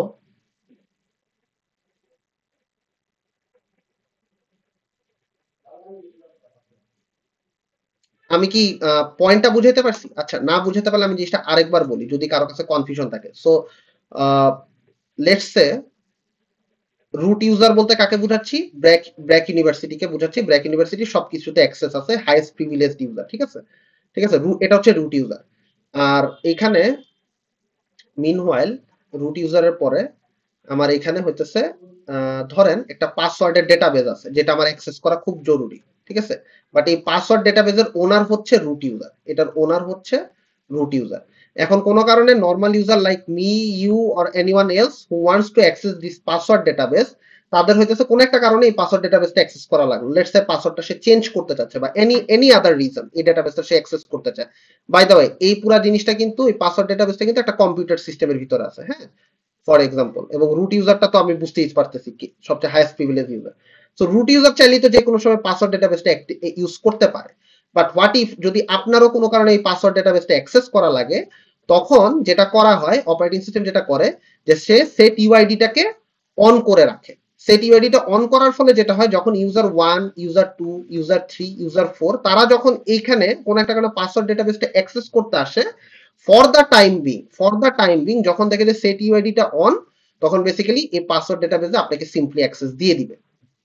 যখন আপনার অ্যাক্সেস করা শেষ হয়ে যাবে, পাসওয়ার্ড ডেটাবেসের চাহিদা শেষ হয়ে যাবে, তখন কি করবে? when execution is complete user id is reset, মানে হইতেছে আপনার থেকে ওই সেট ইউআইডি বিটটা ইনভ্যালিড করে দেওয়া হবে, যাতে আপনি আর ফার্দার অ্যাক্সেস করতে না পারেন। সো আপনাকে একটা টেম্পোরারি অ্যাক্সেস দেওয়া হইতেছে। এই জিনিসটা কি বোঝা গেছে? যে যখনই আপনার বেসিক্যালি হচ্ছে যে আপনার হচ্ছে সেট ইউআইডি এনাবলড অবস্থায় থাকবে, তখন যে কেউ এসে ওই পার্টিকুলার যেটা পার্টিকুলারলি যেই প্রপার্টিটা রুট ইউজারের কাছে অ্যাক্সেসেবল ছিল বা রুট ইউজার অনলি এটাকে ইউজ করতে পারতো, এটা তখন আপনিও চাইলে ইউজ করতে পারবেন, কারণ সিস্টেম তখন আপনাকে রুট ইউজারের মতো ইয়ে করবে, রেপ্লিকেট করবে। সিস্টেম তখন ভাববে, যখন আপনার সেট ইউআইডিটা অন দেখবে, সিস্টেম তখন ভাববে আপনি আসলে কি রুট ইউজার এবং আপনাকে ওই পাসওয়ার্ড ডেটাবেজে অ্যাক্সেস দিবে। সো এটা হচ্ছে সামটাইমস ডোমেনে আপনাকে প্রিভিলেজ দেওয়া হয়। So domain switch accomplished via passwords. SU commands temporarily switches to another user's domain when other domains password provided. So sometimes এটা হইতে পারে যে আপনি হইতেছে অন্য একটা ডোমেনে যদি পাসওয়ার্ড দেন, তাহলে হইতেছে SU কমান্ডের থ্রুতে, তাহলে হইতেছে আপনি ডোমেন সুইচ করতে পারেন। So domain switching via commands, sudo commands prefix executes specified command in another domain if original domain has privilege or password given. So basically হচ্ছে যে sudo command দিয়ে হইতেছে prefix execute করে specified command এর থ্রুতে হইতেছে আপনি আরেকটা ডোমেনে সুইচ করতে পারেন। ওকে, সো দুই ধরনের ডোমেন সুইচ হতে পারে, ভায়া পাসওয়ার্ড, আরেকটা হইতেছে ভায়া কমান্ডস। ঠিক আছে, সো এই পর্যন্ত আমরা দেখলাম। আমি কি ক্লাসটা একটু আগাবো? Hello, yes sir. ওকে, ঠিক আছে।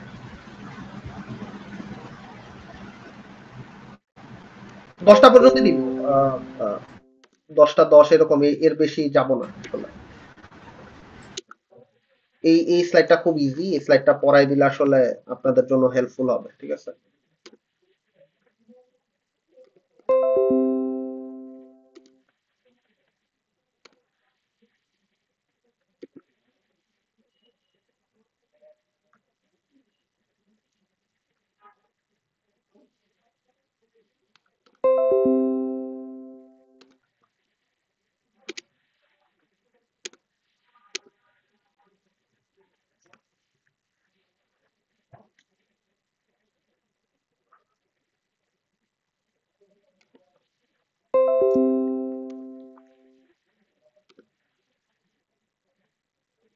আচ্ছা।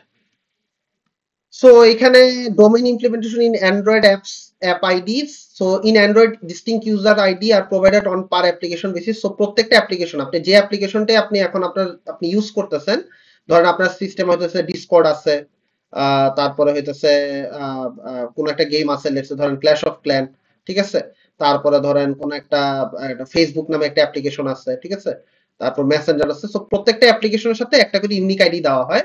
When an application is installed, the install daemon assigns it a distinct user ID. প্রত্যেকটা অ্যাপ্লিকেশন ইনস্টল হওয়ার সাথে সাথেই তাকে একটা ডিস্টিংক্ট ইউজার আইডি দিয়ে দেওয়া হয়।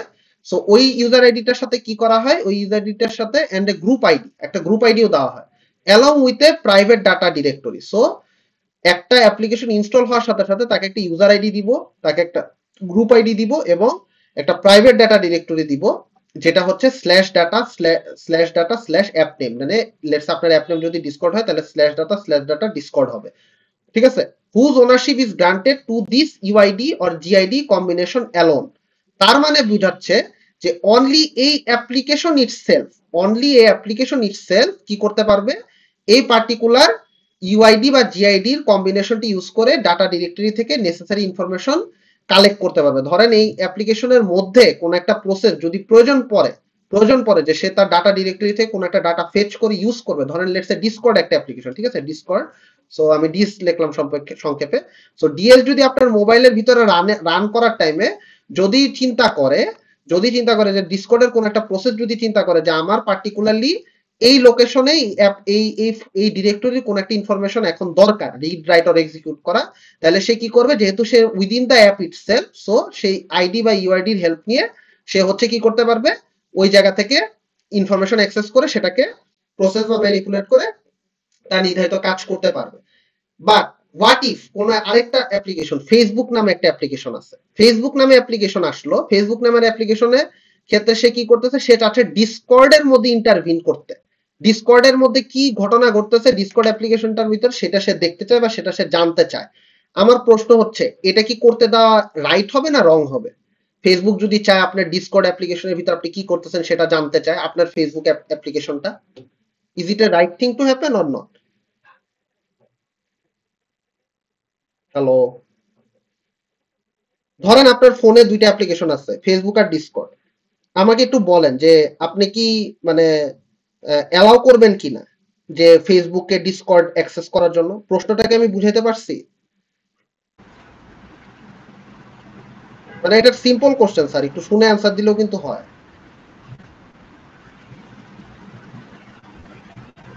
হ্যাঁ, কেউ কিছু বলবেন? স্যার কোশ্চেনটা আরেকবার স্যার। আচ্ছা, ধরেন আপনি ফেসবুক চালাচ্ছেন, এখন ফেসবুক যদি চায় ডিসকর্ডকে অ্যাক্সেস করতে, আপনি কি সেটা অ্যালাউ করবেন? না স্যার। বা ডিসকর্ড যদি চায় ফেসবুকের কিছু অ্যাক্সেস করতে, সেটা কি অ্যালাউ করবেন? না স্যার। সো যেহেতু করবেন না, সো যেটা করা হয় যে এই যে ইউনিক আইডি বা জিআইডি দেওয়া হয়েছে না একসাথে, সো এগুলা হচ্ছে ধরেন ফেসবুকের জন্য আইডি হচ্ছে 1 আর জিআইডি হচ্ছে 24, ঠিক আছে? সো ফেসবুক শুধুমাত্র তার ডোমেনের ভিতরেই ঘোরাঘুরি করতে পারবে। আর ডিসকর্ডকে কি দেওয়া হয়েছে, ধরেন আইডি দেওয়া হয়েছে 2 আর জিআইডি দেওয়া হয়েছে 65। সো ডিসকর্ডও তার নিজস্ব এনভায়রনমেন্টের মধ্যে ঘোরাঘুরি করতে পারবে। এখন যদি ডিসকর্ড চিন্তা করে যে তাকে আসলে ফেসবুকে অ্যাক্সেস করতে হবে, তাহলে তার কি লাগবে বলেন তো? ফেসবুকের ইউআইডি আর জিআইডি টা লাগবে না? সেটা কি ডিসকর্ডের কাছে আছে? না স্যার। যেহেতু নাই, তার মানে এখানে কি দাঁড়াতেছে, application on the same device enjoy the same level of protection provided by the Unix systems to separate user.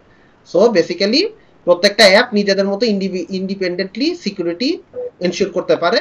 A quick and simple way to provide isolation. So দেখেন দুইজনের মতো আইসোলেটেড আছে, সিকিউরিটি আছে এবং দুইজনের ইনফরমেশন প্রাইভেসিও আছে, ঠিক আছে? The mechanism is extended by modifying the kernel to allow certain operations such as network sockets only to members of a particular GID. তার মানে হইতেছে যে আপনি হইতেছে the mechanism extended by modifying the kernel to allow certain operation network socket only to আমি পুরাটাই পড়ি, only to members of a particular group ID, for example AD inet 303. So basically যেটা বোঝাচ্ছে যে একটা পার্টিকুলার এই মেকানিজমটা এক্সটেন্ড করতেছে কি কার্নেলকে মডিফাই করার মাধ্যমে এবং একটা সার্টেন ডোমেনের ভিতরে এটা কাজ করতেছে, ঠিক আছে?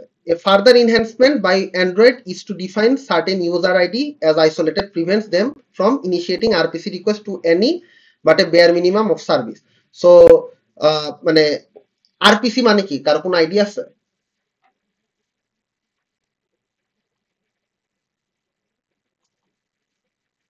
আরপিসি মানে হচ্ছে রিমোট প্রসিডিওর কল, ঠিক আছে? আরপিসি মানে হচ্ছে remote procedure call. So basically যে জিনিসটা বোঝাচ্ছে যে আপনি সার্টেন রিমোট প্রসিডিওর কল বলতে কি বোঝাচ্ছে, ধরেন আপনার অ্যাপ্লিকেশন থেকে আপনি যে ডিসকর্ড অ্যাপ্লিকেশনটা ইউজ করতেছেন, এই অ্যাপ্লিকেশনটা থেকে আপনি হইতেছে সার্টেন ইনফরমেশনকে, ধরেন ডিসকর্ড হচ্ছে এই অ্যাপ্লিকেশন থেকে আপনি হইতেছে রিমোটলি কোনো একটা এপিআই কে কল করতেছেন, ঠিক আছে? রিমোটলি কোনো একটা এন্ড পয়েন্ট কে কল করতেছেন, ঠিক আছে? সো এগুলো হইতেছে আমরা বেসিক্যালি কি করতে পারি, সিকিউরলি হ্যান্ডেল করতে পারি, ঠিক আছে? যে একজন যাতে আরেকজনের কলগুলো জানতে না পারে বা একজন যাতে আরেকজনের ইনফরমেশনে অ্যাক্সেস করতে না পারে। লেটস আপনি চাবেন না যে আপনি যখন একটা ফেসবুক অ্যাপ্লিকেশন চালাচ্ছেন, ফেসবুক যখন চালাচ্ছেন তখন ইউ উইল নেভার ওয়ান্ট যে আপনি হচ্ছে বেসিক্যালি ডিসকর্ডের কোনো একটা এপিআই কল করতে বা ডিসকর্ডের একটা এন্ড পয়েন্ট কল হোক, এটা আপনি চাবেন না। সো এই জিনিসগুলো হচ্ছে ওই ইউআইডি থ্রুতে আইসোলেশনটাকে এনশিওর করা হয়। সো এখানে একটা ছবি দেওয়া আছে অ্যাক্সেস ম্যাট্রিক্স, যে এখানে এটা দেখে কেউ কিছু আমাকে একটু বলতে পারবেন যে এখানে হোয়াট ইজ হ্যাপেনিং? এনিওয়ান? এই জায়গাটার ভিতর কি হইতেছে? Anyone, anything? এখানে স্যার কোন ডোমেইনে কোন অবজেক্টের কি অ্যাক্সেস আছে ওটা। সো এখানে আমার প্রত্যেকটা রোতে ডোমেইন বলা আছে, ঠিক আছে? প্রত্যেকটা রোতে ডোমেইন বলা আছে আর কলামে অবজেক্ট বলা আছে, ঠিক আছে? কলামে অবজেক্ট বলা আছে, যেমন f1 দে ফাইল 1, f2 দে ফাইল 3, f3 দে ফাইল 3, আর এখানে হচ্ছে একটা হার্ডওয়্যার। সো এখানে দেখেন অবজেক্ট গুলো, ওই যে আমি বলছিলাম object can be software or hardware. So file গুলো হচ্ছে আমার সফটওয়্যার, 3টা ফাইল, আর প্রিন্টারটা হচ্ছে আমার হার্ডওয়্যার, ঠিক আছে? সো ডোমেন 1 এর কি অ্যাক্সেস আছে? ডোমেন 1 হইতেছে ফাইল 1 কে রিড করতে পারে, দেন ফাইল 3 কে রিড করতে পারে। ডোমেন 2 কি করতে পারে? ডোমেন 2 শুধুমাত্র প্রিন্টার দিয়ে প্রিন্ট করতে পারে। ডোমেন 3 তে কি অ্যাক্সেস দেওয়া আছে? ডোমেন 3 তে হচ্ছে শুধু ফাইল 2 কে রিড করার অ্যাক্সেস দেওয়া আছে আর ফাইল 3 কে এক্সিকিউট করার অ্যাক্সেস দেওয়া আছে। আর ডোমেন 4 এ কি করা হচ্ছে দেখেন, ফাইল 1 কে রিড এবং রাইট দুইটা করার অ্যাক্সেস দেওয়া আছে এবং ফাইল 3 কে রিড এবং রাইট দুইটা ঘটনা ঘটানোরই অ্যাক্সেস দেওয়া আছে। সো এটা হচ্ছে বেসিক্যালি একটা অ্যাক্সেস ম্যাট্রিক্স, যেটাতে আসলে এক্সপ্লেন করা হইতেছে যে আপনার কোন ডোমেইনের ভিতরে কোন ধরনের অ্যাক্সেস প্রিভিলেজ এক্সিস্ট করে। এই ব্যাপারটা কি বোঝা গেছে? সো দেখেন এখানে কিছু লাইন লেখা আছে যে rows columns access control list. So কলামে বেসিক্যালি কি আছে, access control list ACL for an object represent object. So দেখেন এই যে কলাম বরাবর অ্যাক্সেস কন্ট্রোল লিস্ট, যে ফাইল 1 এর ভিতরে কি কি অ্যাক্সেস কন্ট্রোল গুলো আছে সেটা দেখা যাচ্ছে। আর রোজ দিয়ে কি করা হচ্ছে, ক্যাপাবিলিটি লিস্ট, যে কোন ডোমেইনের কোন কতটুকু ক্যাপাসিটি আছে। যে ডোমেইন 1 এর জন্য শুধুমাত্র ফাইল 1 এবং ফাইল থেকে রিড করার ক্যাপাসিটি আছে, আর কোনো ক্যাপাসিটি নেই। ফাইল 2 তেও ডোমেইন 1 কিছু করতে পারে না, প্রিন্টারও ডোমেইন 1 কিছু করতে পারে না। ডোমেইন 2 এর ক্ষেত্রে ফাইল 1, ফাইল 2, ফাইল 3 কোনো কিছুতে কিছু করা যায় না, শুধু প্রিন্টার দিয়ে প্রিন্ট করতে পারে। And rest of the thing আমি অলরেডি বলে ফেলছি। সো এই জিনিসটা কি ক্লিয়ার? Yes or no? আচ্ছা, এটা Yes, sir. ক্লিয়ার হওয়া উচিত। So use of access matrix, so basically এখানে ওই যেটা যেটা আমি কথা বলতেছিলাম, সো এখানে আসলে ওই জিনিসগুলো একটু জাস্ট ভেঙে চুরে লেখা আছে। সো মেকানিজম আমি যদি আগে একটু এটা বলি, সো অ্যাক্সেস ম্যাট্রিক ডিজাইন এই দুইটা পয়েন্ট আগে একটু কথা বলে নিই, যেহেতু এই পয়েন্টগুলো একটু আগেও আসছিল। So access matric design separates mechanism from policy.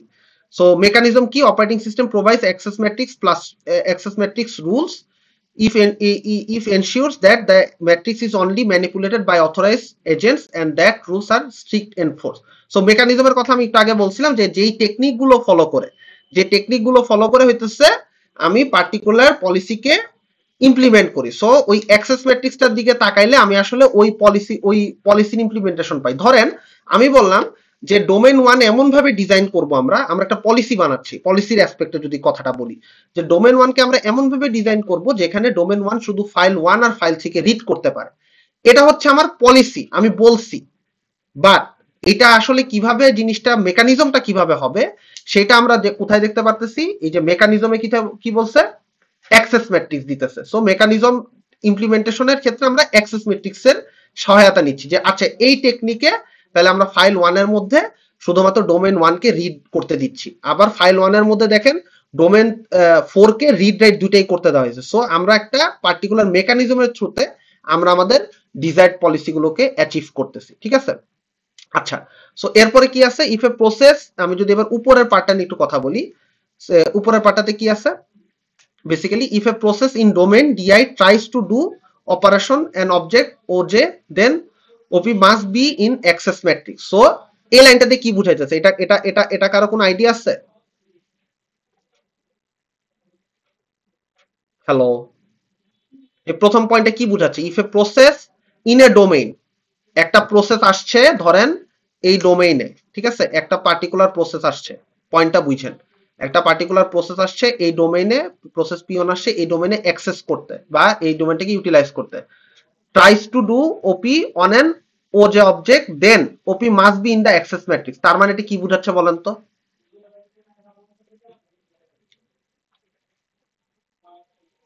Basically যেটা বুঝাচ্ছে যে সে যখন নাকি একটা প্রসেস ডোমেইনে আসছে অ্যাক্সেস করতে, তার মানে আমি যদি এইখানে ধরেন ফাইল 1 এর আমার প্রসেসের যদি টার্গেট হয় যে ফাইল 1 এ সে রিড করবে, তার মানে তাকে আসলে তার সে যে ডোমেইন আসে সেই ডোমেইনের মধ্যে আসলে ফাইল 1 এর অ্যাক্সেসিবিলিটি থাকতে হবে। সো বেসিক্যালি দেখেন ডোমেইন 1 এ কিন্তু রিড করার অ্যাক্সেসিবিলিটি দেওয়া আছে। সো প্রসেস 1 যদি চায় যে সে রিড করবে, তার মানে প্রসেস 1 যদি চায় ফাইল 1 কে রিড করবে, তার মানে সে ডোমেইন 1 এর ভিতরে যেহেতু ফাইল 1 এর রিডের ক্যাপাসিটি দেওয়া আছে, তার মানে তাকে সেই অ্যালোকেশনটুকু বা সেই অ্যাক্সেসটুকু দেওয়া হচ্ছে। এই জিনিসটা বেসিক্যালি দেখাইছে।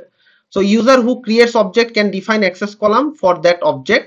সো যে ইউজার হচ্ছে অবজেক্টগুলো, যেই ইউজার হচ্ছে অবজেক্টগুলোকে ক্রিয়েট করবে, সেই আসলে ডিফাইন করতে পারবে যে এই অবজেক্টগুলোকে আসলে কি পরিমাণে অ্যাক্সেস দেওয়া হবে পার্টিকুলার ডোমেইনে। Can be expended to dynamic protection, যে প্রোটেকশন লেভেল আমরা সুইচ করতে পারি। Operation to add delete access right. So এখানে কিছু পয়েন্ট বলা আছে, যে কি বলতেছে, ইউজার ধরেন আপনার অবজেক্টগুলোকে ক্রিয়েট করতেছে, ধরেন কেউ কোন একটা user file 1, file 2, file 3, file 4 create করতেছে, ধরেন আপনি ক্রিয়েট করতেছেন।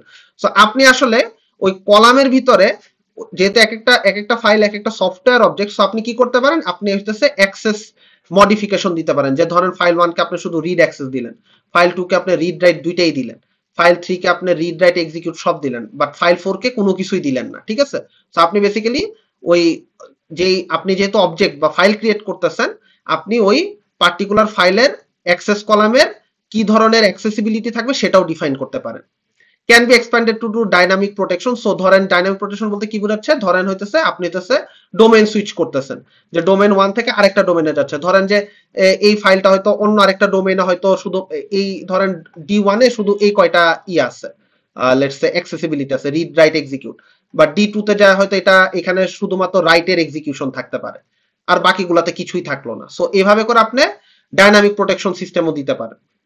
Operation to add delete access right. So আপনি ইউজার যে নাকি একটা ফাইল বা একটা অবজেক্ট ক্রিয়েট করে, তার হইতেছে বেসিক্যালি ওইখানে অ্যাড অথবা ডিলিট করার অ্যাক্সেস রাইটটা থাকে। সো স্পেশাল অ্যাক্সেস রাইট গুলো কি, যার কাছে থাকে owner of the object copy OP from OI to OJ, মানে এক ডিরেকশন থেকে আরেকটা ডিরেকশনে ফাইল কপি করে। এগুলো আমরা আরেকটু দেখবো সামনে, যখন দেখবো যে এই ডিটেইলসগুলো কি ইনফরমেশন ক্যারি করে, এগুলোর প্রত্যেকটার মিনিং আছে, যে কন্ট্রোল দিয়ে হইতেছে যে আমরা কি করি, ট্রান্সফার দিয়ে কি করি, এগুলোর জন্য কিছু ডায়াগ্রাম আছে, ওই ডায়াগ্রাম গুলো দেখলে আমরা বেসিক্যালি বুঝতে পারি। সো লাস্টে এই ডায়াগ্রামটা আমি আজকে দিয়ে এটা দিয়ে শেষ করব।